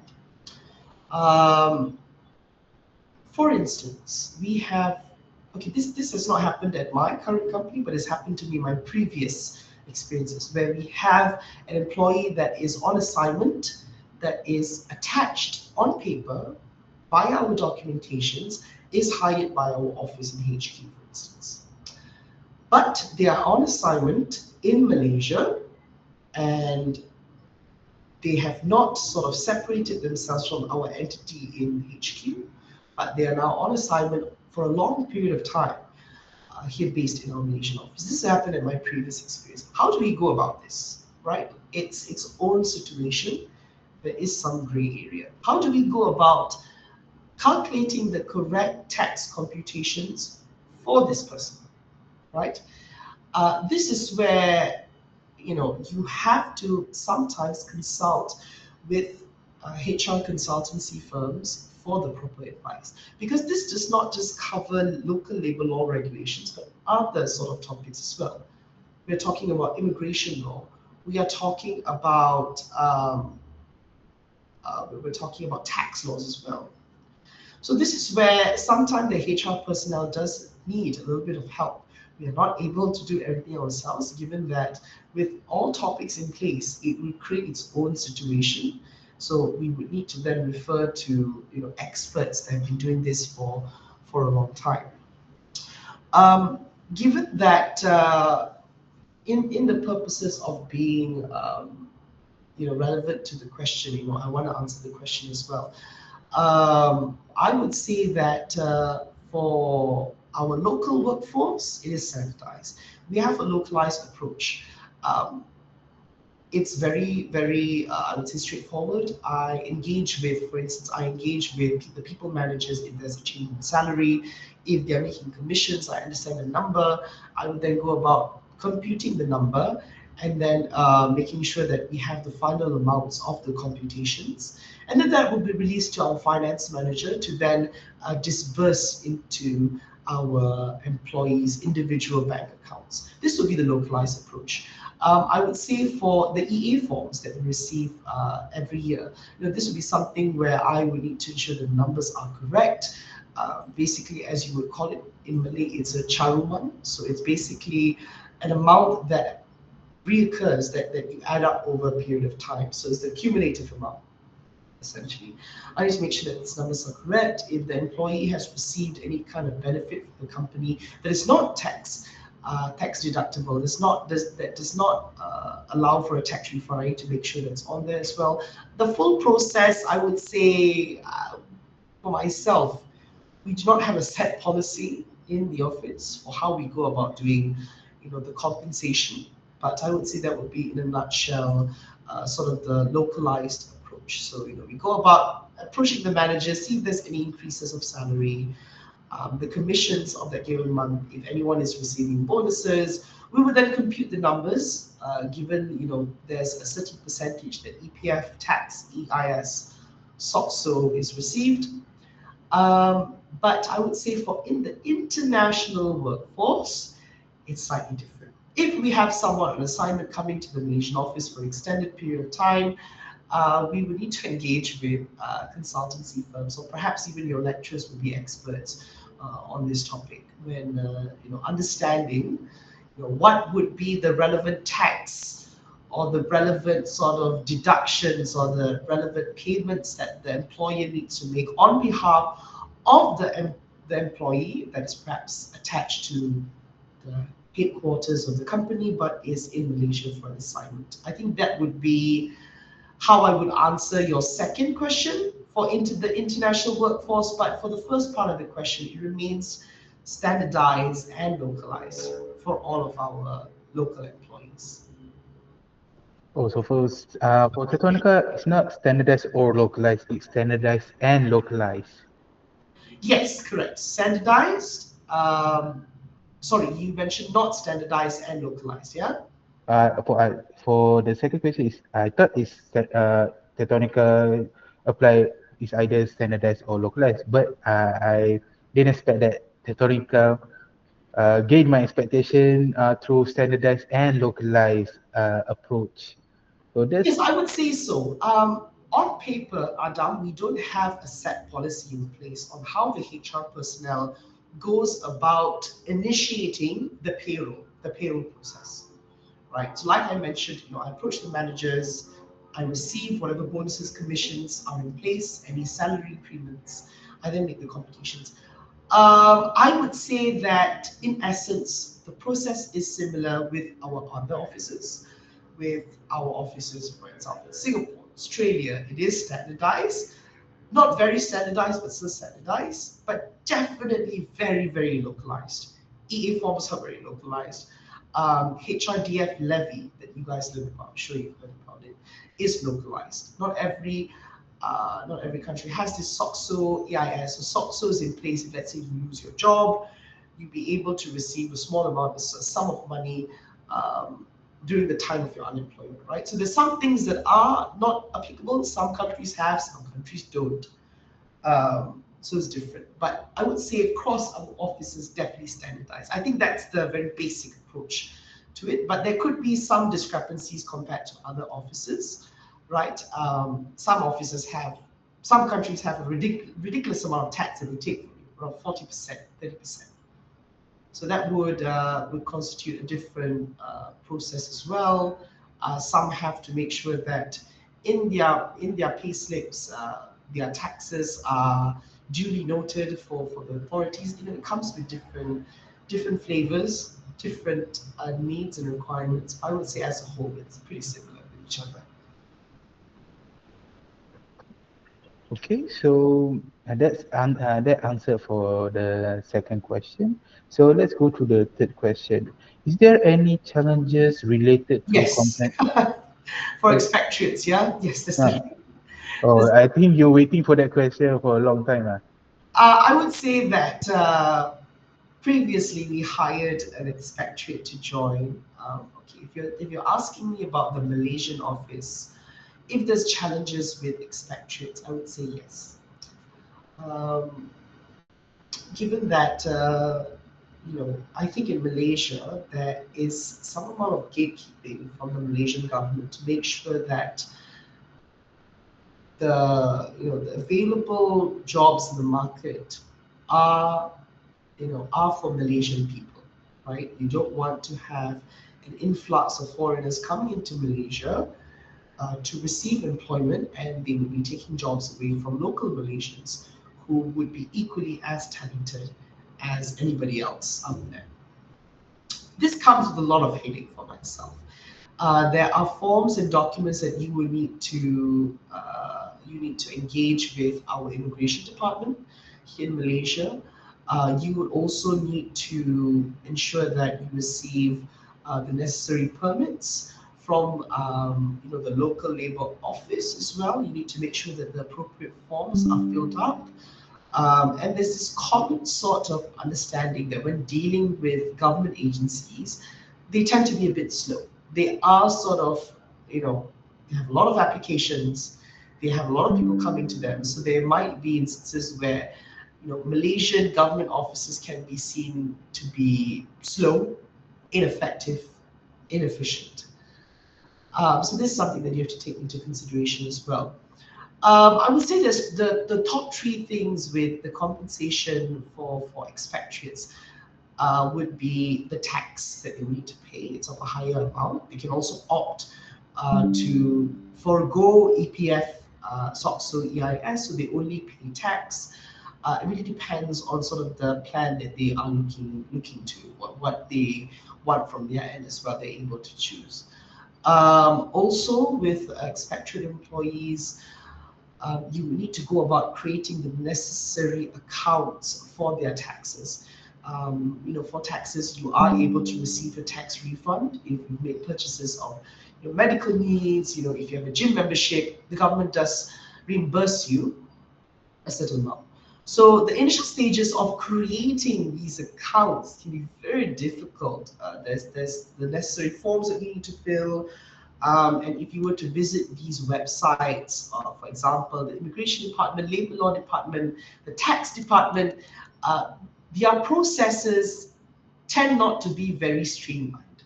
So if you were to search on their websites, sometimes it's not updated well. You go to the office, you go to the offices, you realize, oh, you're missing a document. They say that you need to have this document. So it does pose some issues. It's not a streamlined sort of approach that they have in place. So I would say these three departments really caused a headache when doing taxes. Number one, compensation taxes would be difficult. And then you also have to report to them after the employee has left. You have to report to them the amount of taxes that they owe to the Malaysian government. You also have to make sure that the information is clear from their pay slips. I would say this would be the biggest issue. The immigration department, they will also need a copy of these documents as well. They will also need a copy of these documents, and with the workforce, essentially, with the labor laws, the local labor office, they will also need these documents. So I would say that the main challenges would be the tax, making sure that, give me a sec, yeah. Sure, sure. So making sure that you have all the details, everything's on paper of how much the employee has earned, how much they owe to the government from the amount they've earned, the cumulative amount of the given year, whatever they have, for example, whatever expenses they have spent on. For example, it could be housing, it could be medical needs, all that is also tax reimbursable. So you need to make sure you have everything on paper. I would say going to these offices, right, you need to have every document on hand. So if they do ask you for something, pop, you already have that on hand. You can just provide it to them. So I'd say that would be the biggest issue with expatriates. It's just the tax. It can be very difficult, and sometimes if you're lost, you need to refer to immigration agencies where they have a lot of experience with bringing in foreign talent. They can also advise you accordingly on tax needs, and how much and how you should go about uh, you know the tax sort of process and the tax protocols with uh, with foreign employees. But at the end of the day, I prefer to hire someone locally. It makes my life easier. True, true. Basically, when you're dealing with challenges, when you're dealing with compensation benefit, it's not an easy step, right, Mr. Gaurav? Sorry, could you say that again, Adam? I lost you. I meant to say when you're dealing with compensation and benefit to expatriate, it's not an easy step for you, right? And for Tetonica, right? Yes, yes, it's definitely not easy. Like I mentioned, I newly assumed the position overseeing all HR operations at my company. So there's a bit of a learning curve. I learn from not just um, from my company. Most of the stakeholders in my company, whether it be my general manager or my head of HR, they also don't know the local processes in Malaysia. So I would need to then ask my friends who work in HR, use Google, use ChatGPT, and from there I have a rough idea of what I'm supposed to do. When talking about the taxes for the foreign employee. I would say the biggest challenge would be the lack of information. It's not enough information. There's not enough clear information, from the government offices that run different departments, whether it be tax or it be labor offices or it could be immigration departments.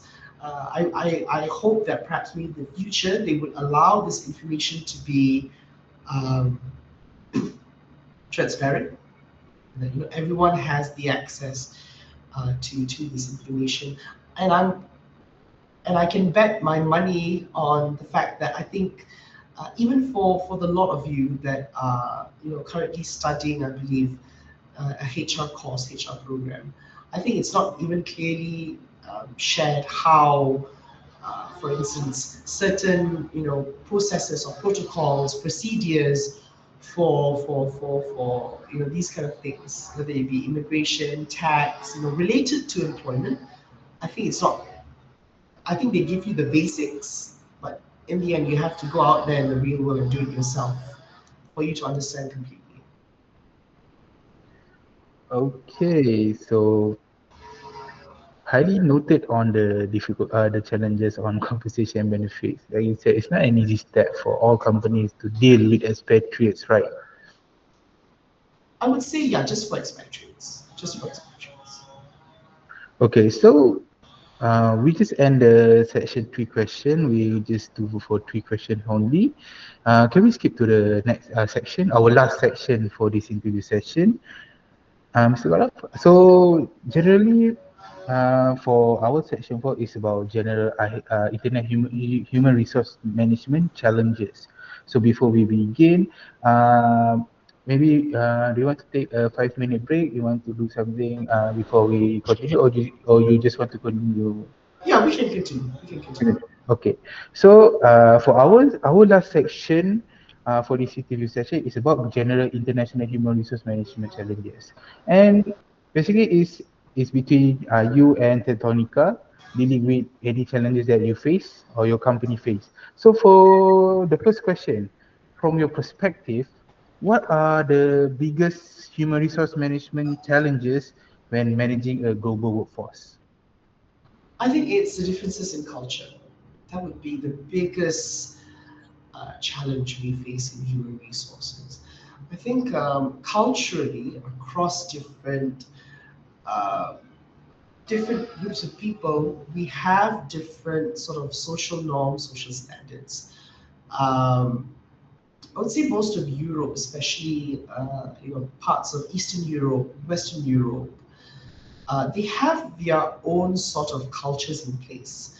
Perhaps some groups of people tend to be very straightforward, very direct, and this would cause an issue when we are engaging with individuals from, for instance, from um, more Asian-centric values. So parts of Asia tend to be quite, I would say, timid. We tend to be quite careful with what we say. This causes a lot of issues when these cultures sort of clash and create this dynamic of being of some so there's some level of being uncomfortable, right?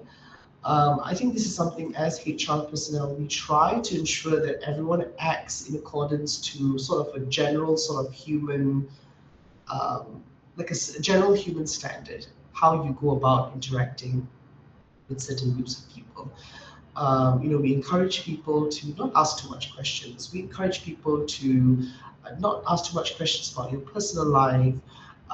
We encourage people not to think a few times before they say something, right? We urge people to react accordingly, not to, react in a way that is not suitable.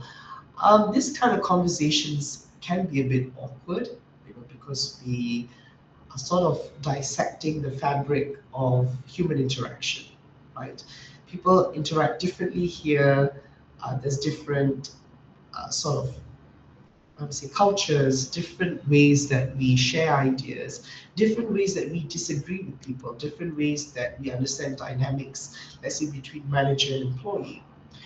Here in Asia, it's huge where if you are, talking to your manager, for instance, there's some level of respect. This is not the same sort of culture we have in other countries. In most of Europe, it's seen as everyone is equal. You are able to speak up, right? Especially the States.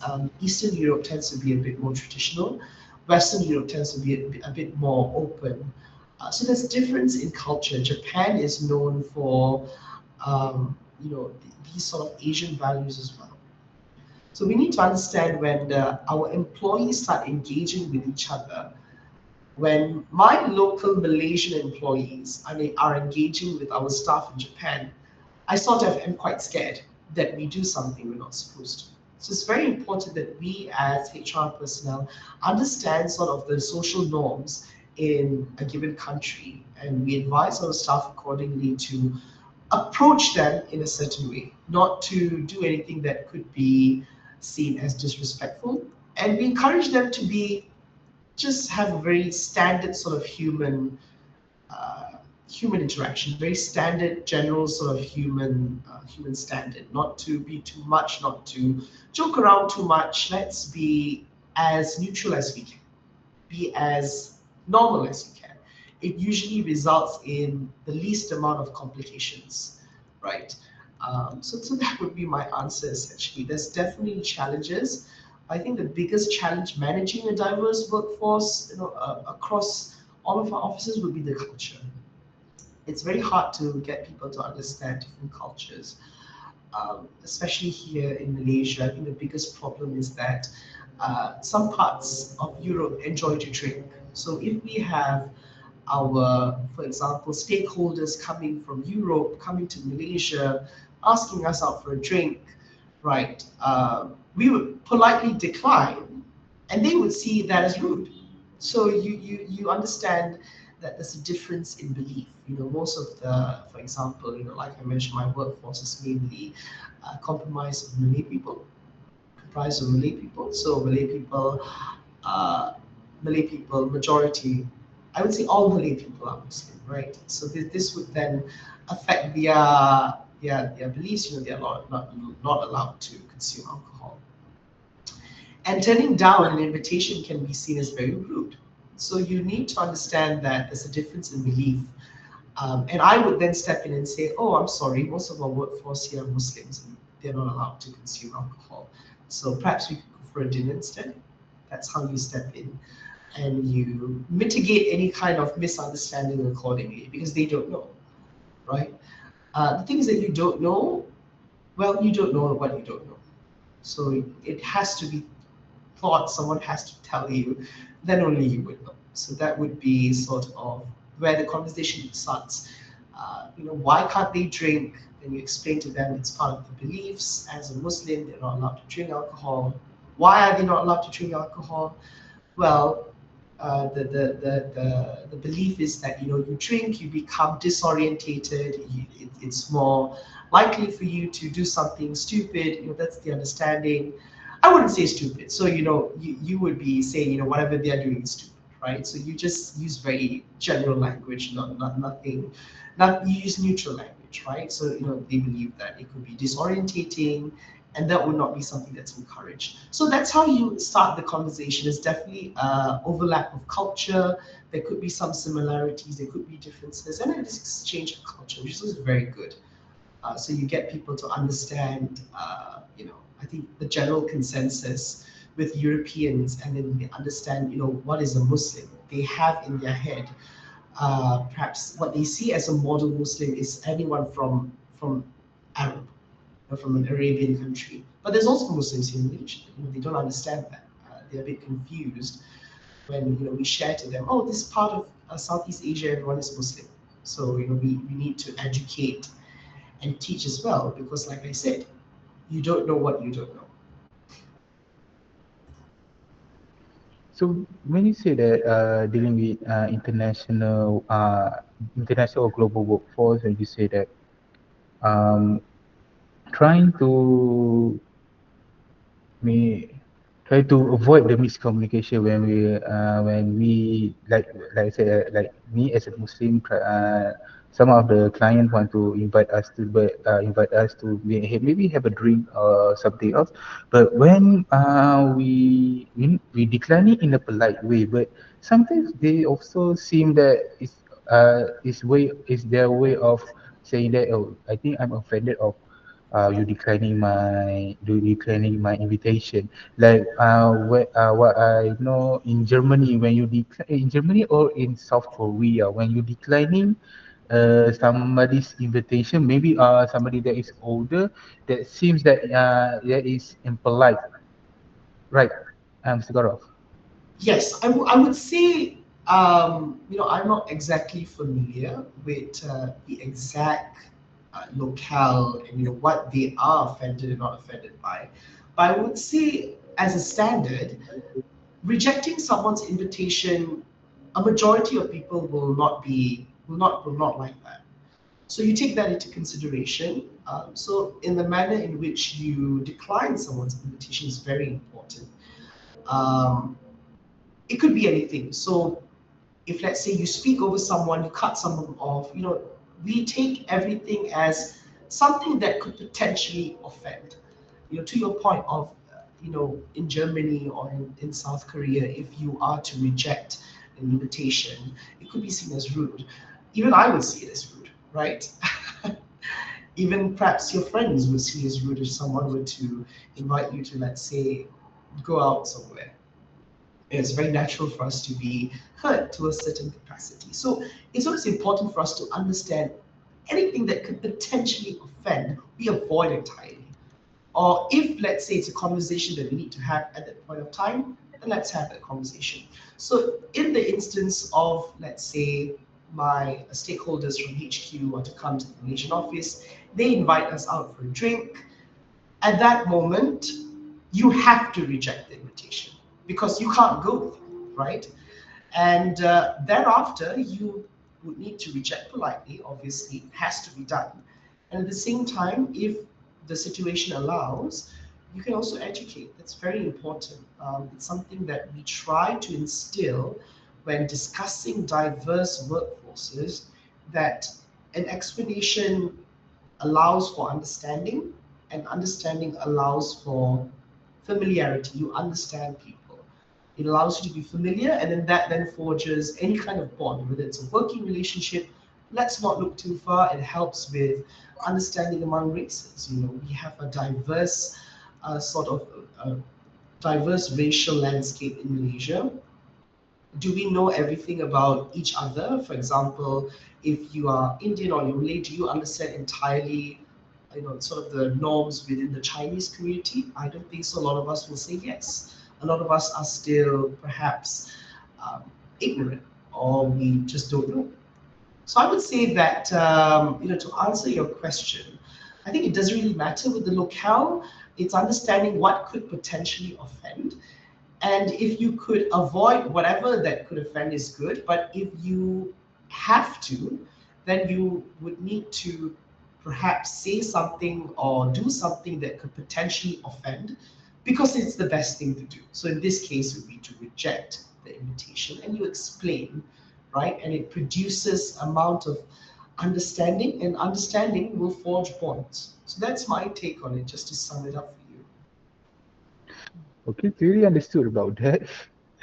Okay, so we go for the second question. How does your company, Mr. Gaurav Tatonika, manage to balance cultural differences and align HR strategies across different countries, different regions?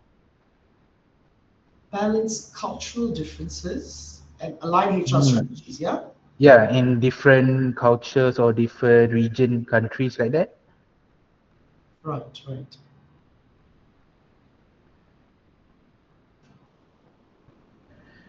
During your expertise, based on your experience during working with Veronica, or let's say if you work in previous companies, if you have faced this type of, maybe you can say this is a opportunities, or it can also be say as a challenges on also.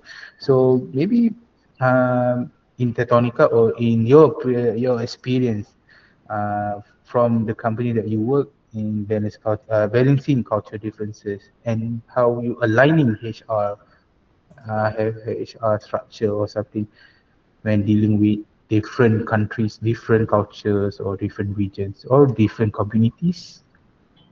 Understood. All right. So for me, I think balancing cultural differences is, I would say, right. I think given the experience that I've had, uh, throughout the course of my career, I've only been working at MNC companies, right? So this is a bit of a preface before I answer the question, so at least I provide some context. Anyone joining an MNC company usually has a few competencies under their belt already. A lot of people joining an MNC company would require the use of English, so you would need to be fluent. And usually, with this sort of competency, there is some level of, I would say, how would I say, similarities that we have with any candidate coming into the company. I would say that there isn't much cultural differences that we need to consider when aligning HR strategies. I've never faced this problem as a whole in any company I've been at, given that my workforce is generally the workforces that I've joined are MNC companies. Macam tu. Any employee Tapi kita joining an orang MNC ILR company, 2, I would say, satu, has sort of kita a orang sambung similar pula mindset. lagi. They're not, you know, Kasih dah. comparatively to Sebab tak someone habis that lagi. works at a small Tapi rasa SME where they yang only kali ni speak, habis perhaps awal they only sikit kot. speak a certain Nanti just dialect, kita orang perhaps they hantar speak kunci only lah. Malay or Chinese. They are sort of, I Yang tadi would sampai 12 say, Oktober. the way that they Lepas tu saya think, ikut 12 the kali lah. way that they operate Orang sama. would be vastly different than someone that joins an MNC. Tak. They're able to communicate in English. The way that we speak English is different. It's more corporate. It's more professional compared to someone at a smaller scale company, working where they only speak, let's say, they only speak Bahasa or they speak Mandarin. It's two completely different workforces. So that's what I would like to sort of emphasize before I answer the question. So whenever we are hiring individuals for our company, they already come with some level of experience. Perhaps we only focus on candidates from other MNCs to join us. They already come with, I would say, a white sort of Americanized sort of approach to things. They don't necessarily have the mindset of someone that is very typically local, right? I'm trying to use the right words not to offend anyone. But this would generally be what I notice is that when we are trying to balance the cultural differences, I would say there's not much cultural differences. Just a bit of bits and bobs, like I mentioned, with how we are not allowed to drink for certain groups of people in Malaysia, but the overall cultural differences, I would say it's very standard across the board. For example, when you say you're going to send in a deadline by tomorrow, you're going to do it by tomorrow. There's a level of respect. You speak to people, with respect. You're very professional. You don't joke around with people. That's the common sort of MNC environment. And people that we are hiring already have that kind of, they are used to that kind of surroundings, right? So I would say that balancing cultural differences is not something that we've considered entirely. When we align HR strategies, yes, we have the strategies in place, but when aligning these strategies, we don't typically align with cultural differences because we expect people to already behave a certain way, not necessarily, with the cultural differences, we create HR strategies based on that. I would say it's very standard. At the end of the day, an organization is in operation to make or to reach a certain goal, to make a certain amount of money, to have a certain purpose. So cultural differences aren't exactly sort of something that we emphasize on, given that you're there to work, essentially. Culture does not play a very important part, but like I mentioned with the instance just now, where my workforce is not able to drink. But I would say that we don't create many HR strategies around cultural differences, given that the people that we hire tend to already be of a certain mindset, or they tend to behave a certain way. I would say that this sort of question would be more relevant to, let's say, a very small SME. Perhaps they have a HQ, maybe in Singapore or in Thailand. Perhaps the workforce would be very different, and there would be very Sebab stark tadi cultural section differences 3, throughout the section 3 workforces tadi in the Adam company. So I would say apa ni, that dia tak jadi. So aku from my tanya, experience, I would section say 4 it's ni not something that has sampai 3 ke affected me sampai 4? entirely.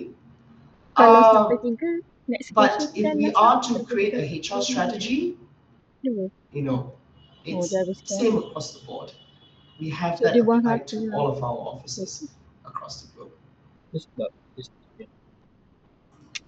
Tak, tadi dia cakap So, kat section Mr. dia ada Gaurav, 3. when you're talking about HR strategies, Satu. based on your work in Tectonica, Ya. during your work in Tectonica, can you give one of the example of a difficult situation related to international HRM and how Tectonica dealt with it? Difficult situation related to international HRM. Understood. I'm Maybe one thinking of it. Yeah. what I'm able to share and sort of if it's not in breach of what I can and cannot say. So let me just think.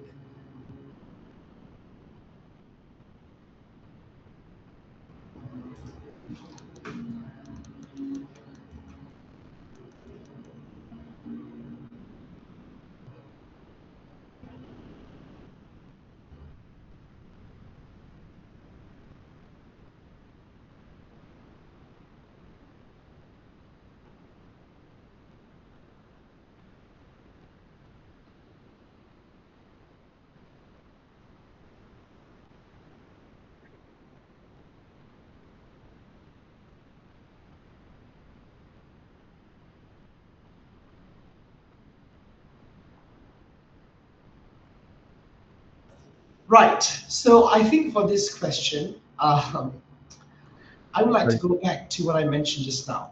sorry. When you trying to think of the answer for the third question, I'm afraid that is the internet connection okay, or I'm still stuck. Ni. So I try. When you see that, I can see you blink you're blinking your eyes, or you talk also okay. So the internet connection is okay, is still okay. Yes, the internet is okay. It's just that I was sort of thinking what I should say. Right. So I think for this question, I would like to go back to my initial answer for this section of questions, which would be culture. I would say um, on paper, we have the policies in place. And like I mentioned just now, with the policies that we have in place, we abide to a general human standard, right? So all of our policies sort of cater to everyone, general human ethics and logic. There's nothing insane, there's nothing out of the ordinary. It sort of follows a general human standard. So when creating and sort of identifying a problem, I would say is the culture. I would say a difficult situation would be the culture, understanding what is and is not acceptable in a given culture. The biggest problem here in Malaysia is that we practice an open market. Okay, essentially we have many MNCs here in Malaysia that have set up shop, open offices, and run shared service centers here in Malaysia. Right? I'm sure you guys know what a shared service center is. Good. So many of these offices are now opening here in Malaysia, right? Um, Huge MNCs setting up shop in the heart of KL. So their HQs usually in here, right? The thing is, when they are going about opening different offices, these people are white, predominantly white. They do not understand certain cultures when engaging with the local market. So, for instance, let's take any company in place. A European company, for instance, they're looking to open offices in Malaysia, in Thailand, in Singapore. That's wonderful. But what they're trying to do is they are trying to work remotely, engaging with stakeholders in Malaysia from their home country. So, for instance, let's say we have technical specialists or salespeople based in Europe reaching out to the local market in Malaysia. They are white, right? They predominantly are exposed to only the working cultures in Europe. It's going to be a bit hard for them to gain clients and to understand what the local market problem is. So inevitably, what these offices do is that they hire what these MNCs do is that they open a local office in Malaysia, right? They open a local office maybe in Singapore, Thailand, and they hire local people because local people would understand the landscape better than someone not from there.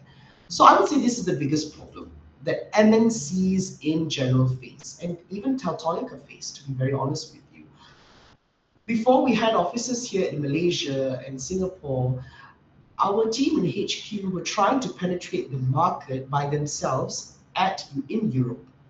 So as you can see, they don't have any understanding of the local market. They don't speak the local language. They don't know what the local market faces. What are the challenges? Are they even able to afford our product that is sold in euros, that is sold in euros? So it's just very hard for any company to sort of, from wherever they are, to sell to us. And then we also have serum certifications that you need. There is, let's not focus on the serum because that's not related to HR, but let's focus on the cultural differences, the landscape, the language. Um, it's very different. It's very, very different. So the best thing to do is you have to open up an office here, which is great for us, right? You guys, even myself, I work with an MNC company that has decided to set up shop here in Malaysia. And given that I now have a job, I'm able to seek employment with these companies that require HR personnel, they require finance manager, they require general manager. So this would be the biggest issue faced by large MNCs. They want to set up a shop, but they don't understand the culture revolving around the industry. Whether the industry is very slow, whether the industry has a lot of Chinese folks, Malay folks. This then also affects the dynamics in which you would require, let's say, salespeople that are Chinese, because most of the stakeholders in the industry are Chinese. You would require someone Chinese to build a familiarity, right? So these are sort of things they need to understand. And as a HR personnel, I understand these dynamics. I'm able to advise accordingly to my general managers, my people in HQ. Hey, look, if you're looking to penetrate into this industry, you might need to find someone of a certain race, because this industry has a majority of them being race X. Or, for example, if you're looking to penetrate into government projects, government tenders, it'd be best to have someone that is Malay, given that most of the landscape in government organizations, government entities, most of the workforce are comprised of Malay people. So I think this is the biggest issue a lot of companies face when setting up shop here in Malaysia. They try to do it remotely, but they can't. So the best thing to do is to hire local people to get the job done.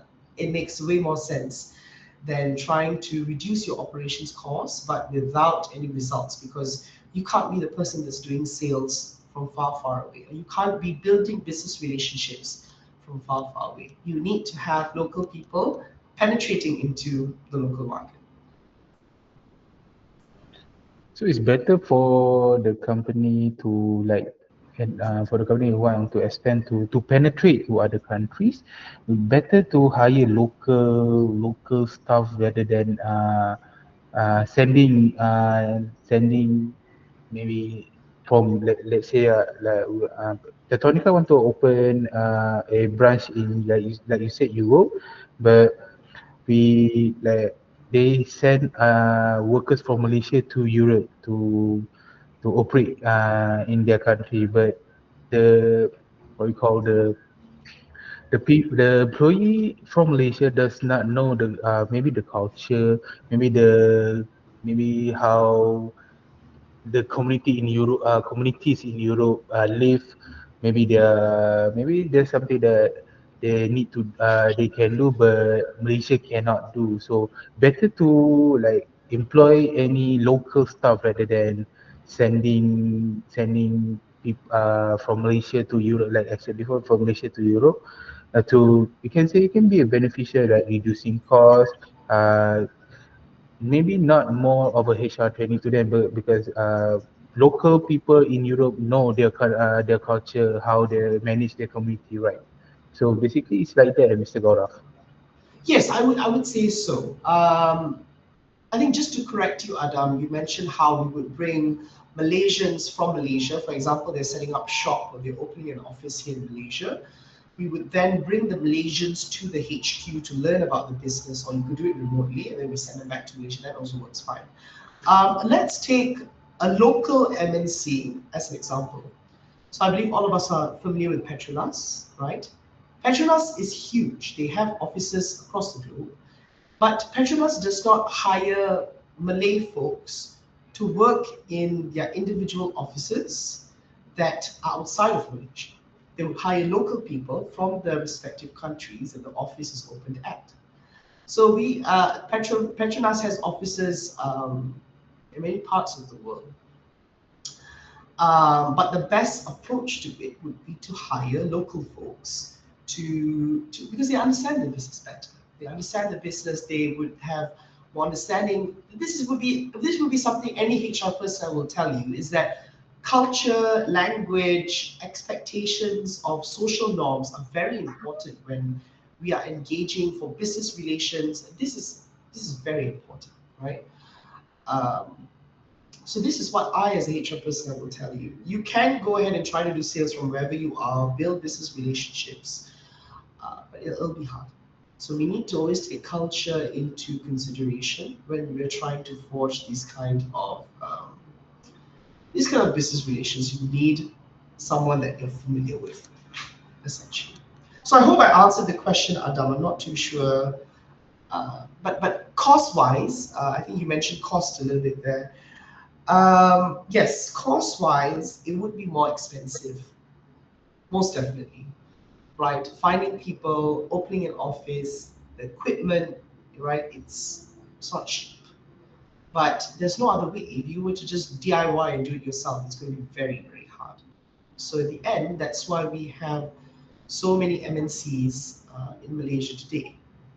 Uh, I think that's where most of the Malaysian workforce is able to seek employment because of the open market policy that the Malaysian government has. And you are able to seek employment not just from local companies, but also MNC companies as well.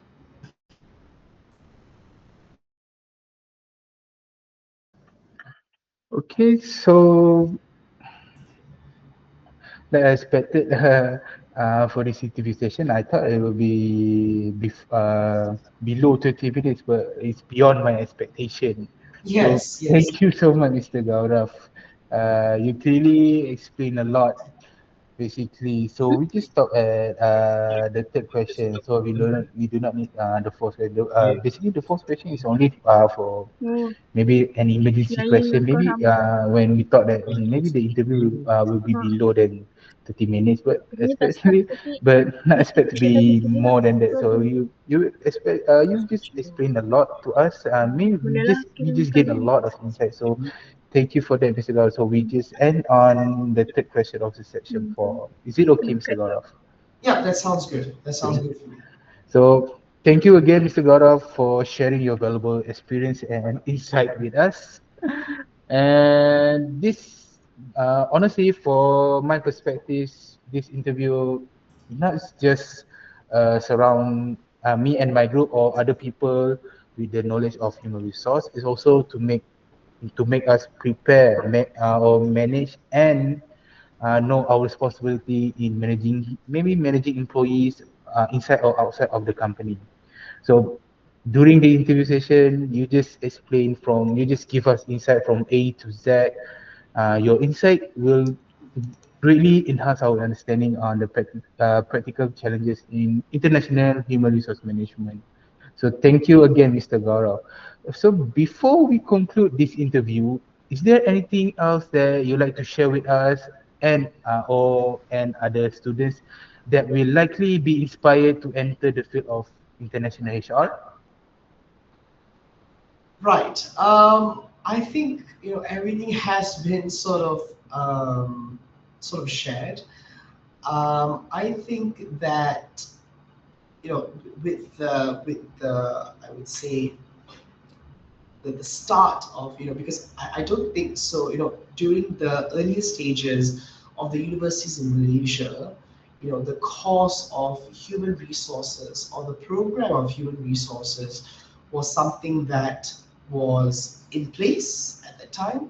I think given that in the era of the world today, a lot of large scale companies are opening branches, they're opening offices across the globe. So I think it's really great that that your team over here, you guys are able to sort of enjoy a curriculum centered around human resources. So it's really good Dah that dalam grup, dah the nak habis ni. Sorry. Oh, sorry. I just asked for my friend, my groupmate for something. Ah, Please continue. Sorry. okay, right, right. Sorry, I thought you were interrupting me with No, no, no, no. questions. Right. So yes, I think from my side, I think it's amazing that the human resources, the information to HR is now available to graduates such as yourself. You're able to learn about the industry. You're able to learn about the ins and outs of HR via your curriculum. So I think that's really really good. And you're able to sort of understand HR from different people from your syllabus. So I think that's amazing that the Malaysian government, the Ministry of Education, sees that a lot of companies, a lot of organizations need a human resource personnel in their offices, in their operations. So you guys will be the future of HR very soon. I take it. I'm not too sure the semesters in which you guys are in, um, and how I'm not too sure of the age group you guys are from. I'm assuming you guys are Gen Z. I'm not too sure. Basically, we are final. Basically, this is our last semester. Last semester, yeah, and Yeah. that would be a 3 year or 4 year Uh, program. 3-year program. We have 6 semester, and now currently we are semester 6, and we are conducting a research right now for our final year project. So basically, but this interview is for our subject. Basically, our subject is international human resource management. So we are assigned to conduct a interview session, but with many global expertise, such as yourself, uh, Thank you. HR specialist, Mr. Gaurav. So, like you said before, I'm just suggesting that you And can what is the sorry? What is the age group that you guys belong to? age group, meaning age gap between me and my group. Yeah, how old are you guys in It's general? between 2000 to 2003, so 22 to 22 to 25. Oh, so Like, young. Okay, I see. I'm come from a long education background. I'm starting with the diploma, the pre-diploma, the diploma, and now the degree. Understood. Good. So So yeah, just a suggestion. You can put this part when I ask you, is there anything you like to share with us in other or and other student would like to inspire in HR? You can put that statement, what you share in your if you are to post in social media. Maybe gain some youngsters to be more into HR. That I just from my suggestion. Yeah, I think that's a great idea, Adam. I think that's a good sort of statement to put out there. I think it's very nice that you guys have sort of the opportunity to learn HR, and then when you join the workforce, you're able to already start immediately. I did not have the luxury. I actually studied biology back in during my university program. So I actually studied in UPM, which is not too far from where I stay. So essentially, it would be nice if I had sort of an education to HR, but I never had the chance. But then again, I'm learning as I go along, and but it's nice that all of you have the chance to start your career in HR with some knowledge already on hand.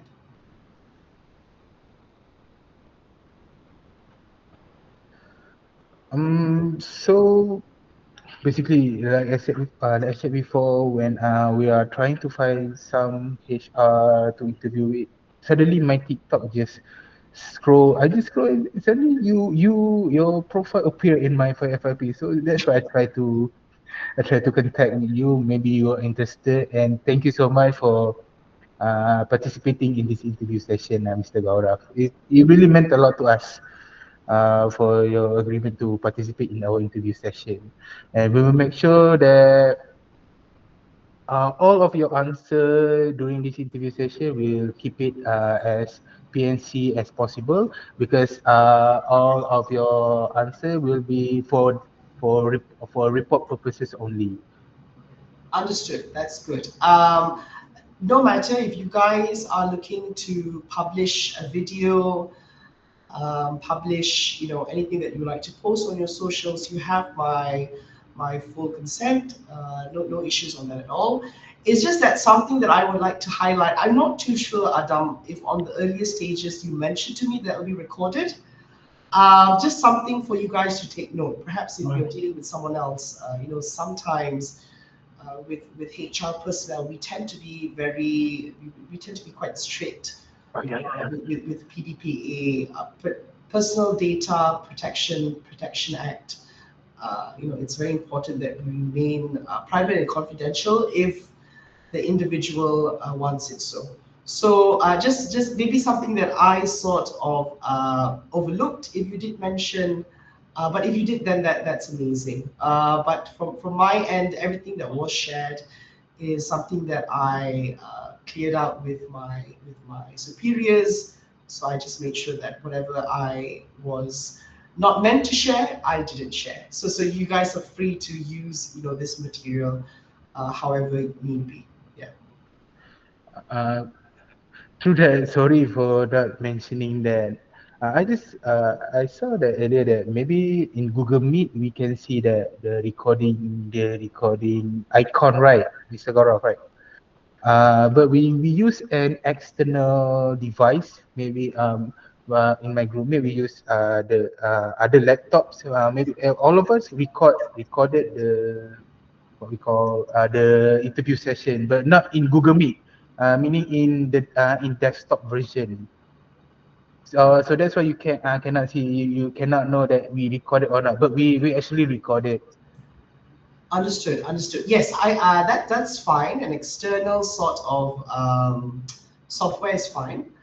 But it would be good to sort of mention this to whoever you have on the panel, just to ensure that you're not catching them off guard, right?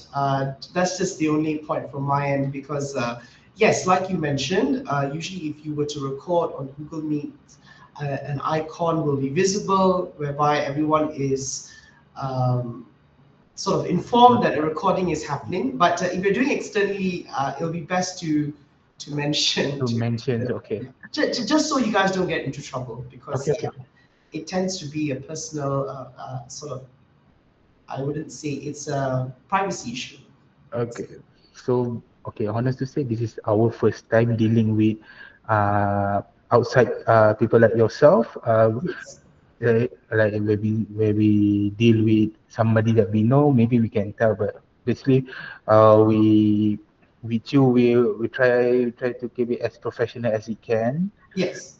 So whenever whenever, sorry, when you say that in the future, if we want to conduct anything, maybe not as students, maybe we try to imagine that in your feed, when I as a future HR specialist want to conduct a meeting, maybe in international client or someone, uh, I would have to mention to them, all right, Mr. Gaurav, mention that, yeah, okay, for this interview, is it okay for us to record this interview for any PNC purposes or something else? Is it right, Mr. Gaurav? Yes, I would recommend mentioning to the panel, to the person you're interviewing. Yeah, yeah, It's definitely it's good to receive consent. yeah, I think a huge part of the Privacy Act in any country is to receive consent, and they know that they are being recorded. So that would be very, very important. But from my end, I tend not to be too fussy. I'm generally all right with anything, so shouldn't be an issue. But just so that you guys don't get in trouble, just my yeah. suggestion is to just inform people that they are being recorded. Okay, Mr. Gaurav, duly noted. Okay, so sorry because No we. worries, no worries at all. Okay. Okay, once again, Mr. Gaurav, thank you for your time. Before we end our interview session, can we take a photo session with you? Yes, yes, please. Okay. Would it be all right if I were to post it on my Instagram stories? Would Uh, that for, be for me, it's yes? okay. For me, it's okay. Right. Uh, Could you check in with I your mean, groupmates if they're all right with that, just in case some of you may not like it. okay, so for my grooming, can you guys open your camera? If you're okay with Mr. Gaurav consent, can you give an emoji thumbs up from the Google Meet? So Arif Soleh is okay, Shamimi is okay, Amirul Ahmad is okay, and also Yaya. So basically, all our grooming is okay. Okay, sounds good. Okay, so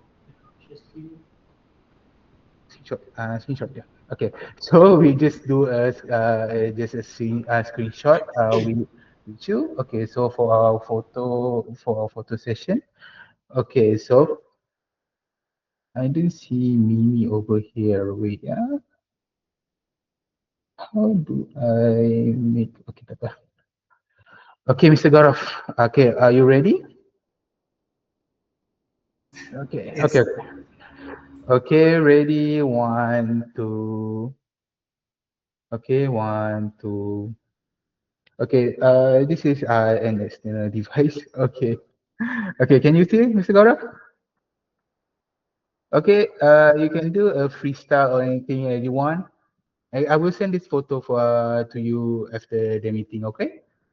Okay, okay, you guys can also do a freestyle. Okay, ready? Okay. Okay, ready? One, two, three. Okay. Okay, that's all, Mr. Gaurav. Thank you so much for spending your time with us. And we are so sorry to disturb on your Sunday. Oh, no worries, no worries. I had nothing to do anyway, so it's a Oh, good way to spend my time. all right. So when we settle the recording, we'll put it in a Google Drive link, and I will share to you the Google Drive link. Sorry, I little mumble myself. Yeah, no, no worries. Just send me the link, and I'll have a look at the recording as well. Okay. Okay, so I think that's all, Mr. Gaurav. And again and again, thank you so much, and have a nice day, Mr. Gaurav. Eh? Yeah. Thank you so much, guys. All the best for your final Uh, semester. Final semester. Okay, so can I have my group open their mic and just say thank you, Mr. Gaurav? Thank you, Mr. Gaurav. Thank Thank you. you, Mr. Gaurav. Okay, thank you so much, Mr. Gaurav. Eh? Thank you, guys. Thank you. All the best. Bye All bye. right, Bye bye, bye. Mr. Gaurav.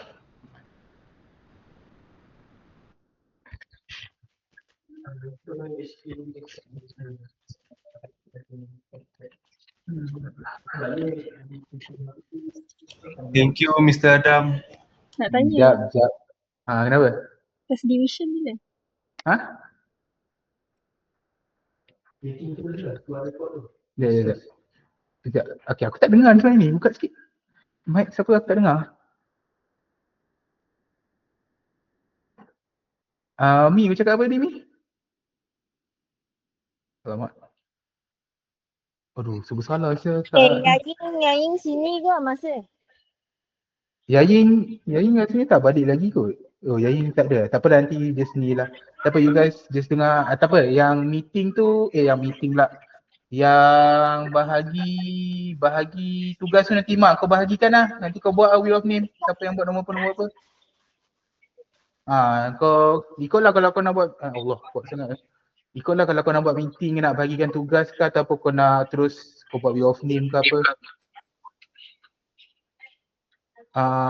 Jap. Mi, Soleh dia cakap Soleh dia cakap kau ada screen record juga eh? Dapat tak full?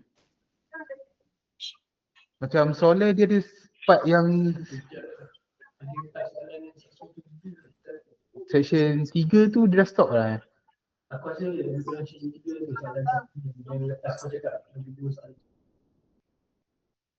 Masa lost connection aku tak ada. Saya ada. You dapat fully tak? Chong? Saya cuma sampai section 3 soalan 2 saja.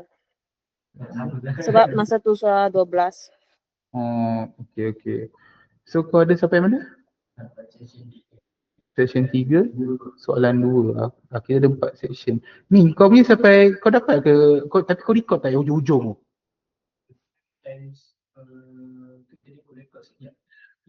Aku masih record sampai sekarang. Which is yang lepas wifi problem tu Tapi aku taklah record macam orang yang record. Aku record untuk tujuan aku punya apa ni? Jawapan. Split screen. Tapi fully tak? Macam dari awal sampai hujung ke lepas internet punya problem tu? Masa internet tak ada tu, dia keluar yang lost connection tu je lah. Dia still record. Okay tak? Boleh tak if kalau benda tu nanti kau share juga dekat, you guys share juga dekat link Google Drive tu untuk dia, untuk kita dan untuk dia juga, dia pun nak juga. Okay Ami? Tapi yang aku punya rasa tak sesuai kot. Sebab aku Yang mana? screen record satu semua. So ada Google Document sekali. Aku punya rasa tak sesuai lah untuk aku punya. So tinggal Chong je lah. Sekejap aku try tanya Chong. Amal bukan screen record ke Amal? Ahmad tak tahu dia screen record ke tak. Hai Adam, mind sending me the screenshot YouTube. Thanks. Aduh. Dia dah minta tapi aku tak banyak. Boleh tak? Boleh tak yang screenshot tadi, sampai screenshot tadi semua hantar kat sebab aku tak keluar banyak tu. Aku keluar beberapa orang je yang buka kamera. Sebab aku tak buka full. Sekejap Sure. Sekejap. Apa panggil tu? Dia nak screenshot dia. Ada siapa-siapa boleh hantar kat group HD screenshot tu semua. Kejap. Oh, sorry.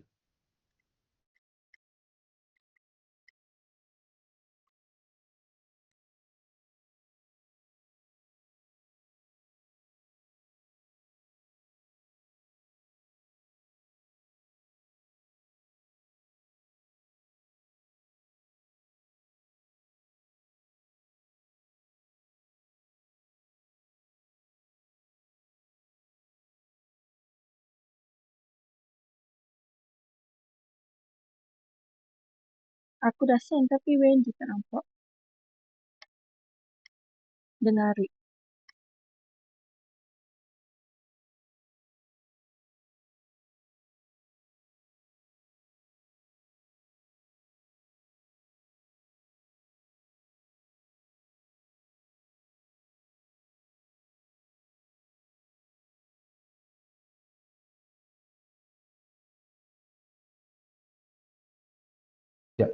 Okay, tadi yang kau cakap dia kau punya record sampai soal section 3 soalan 2.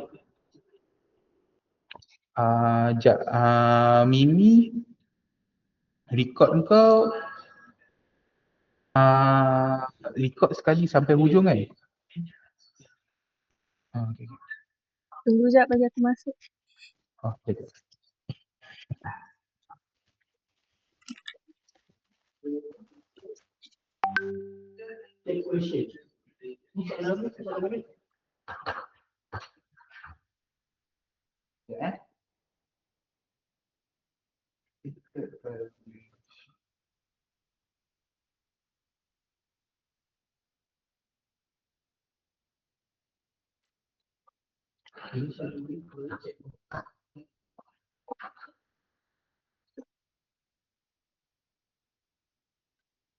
Aku dah ni.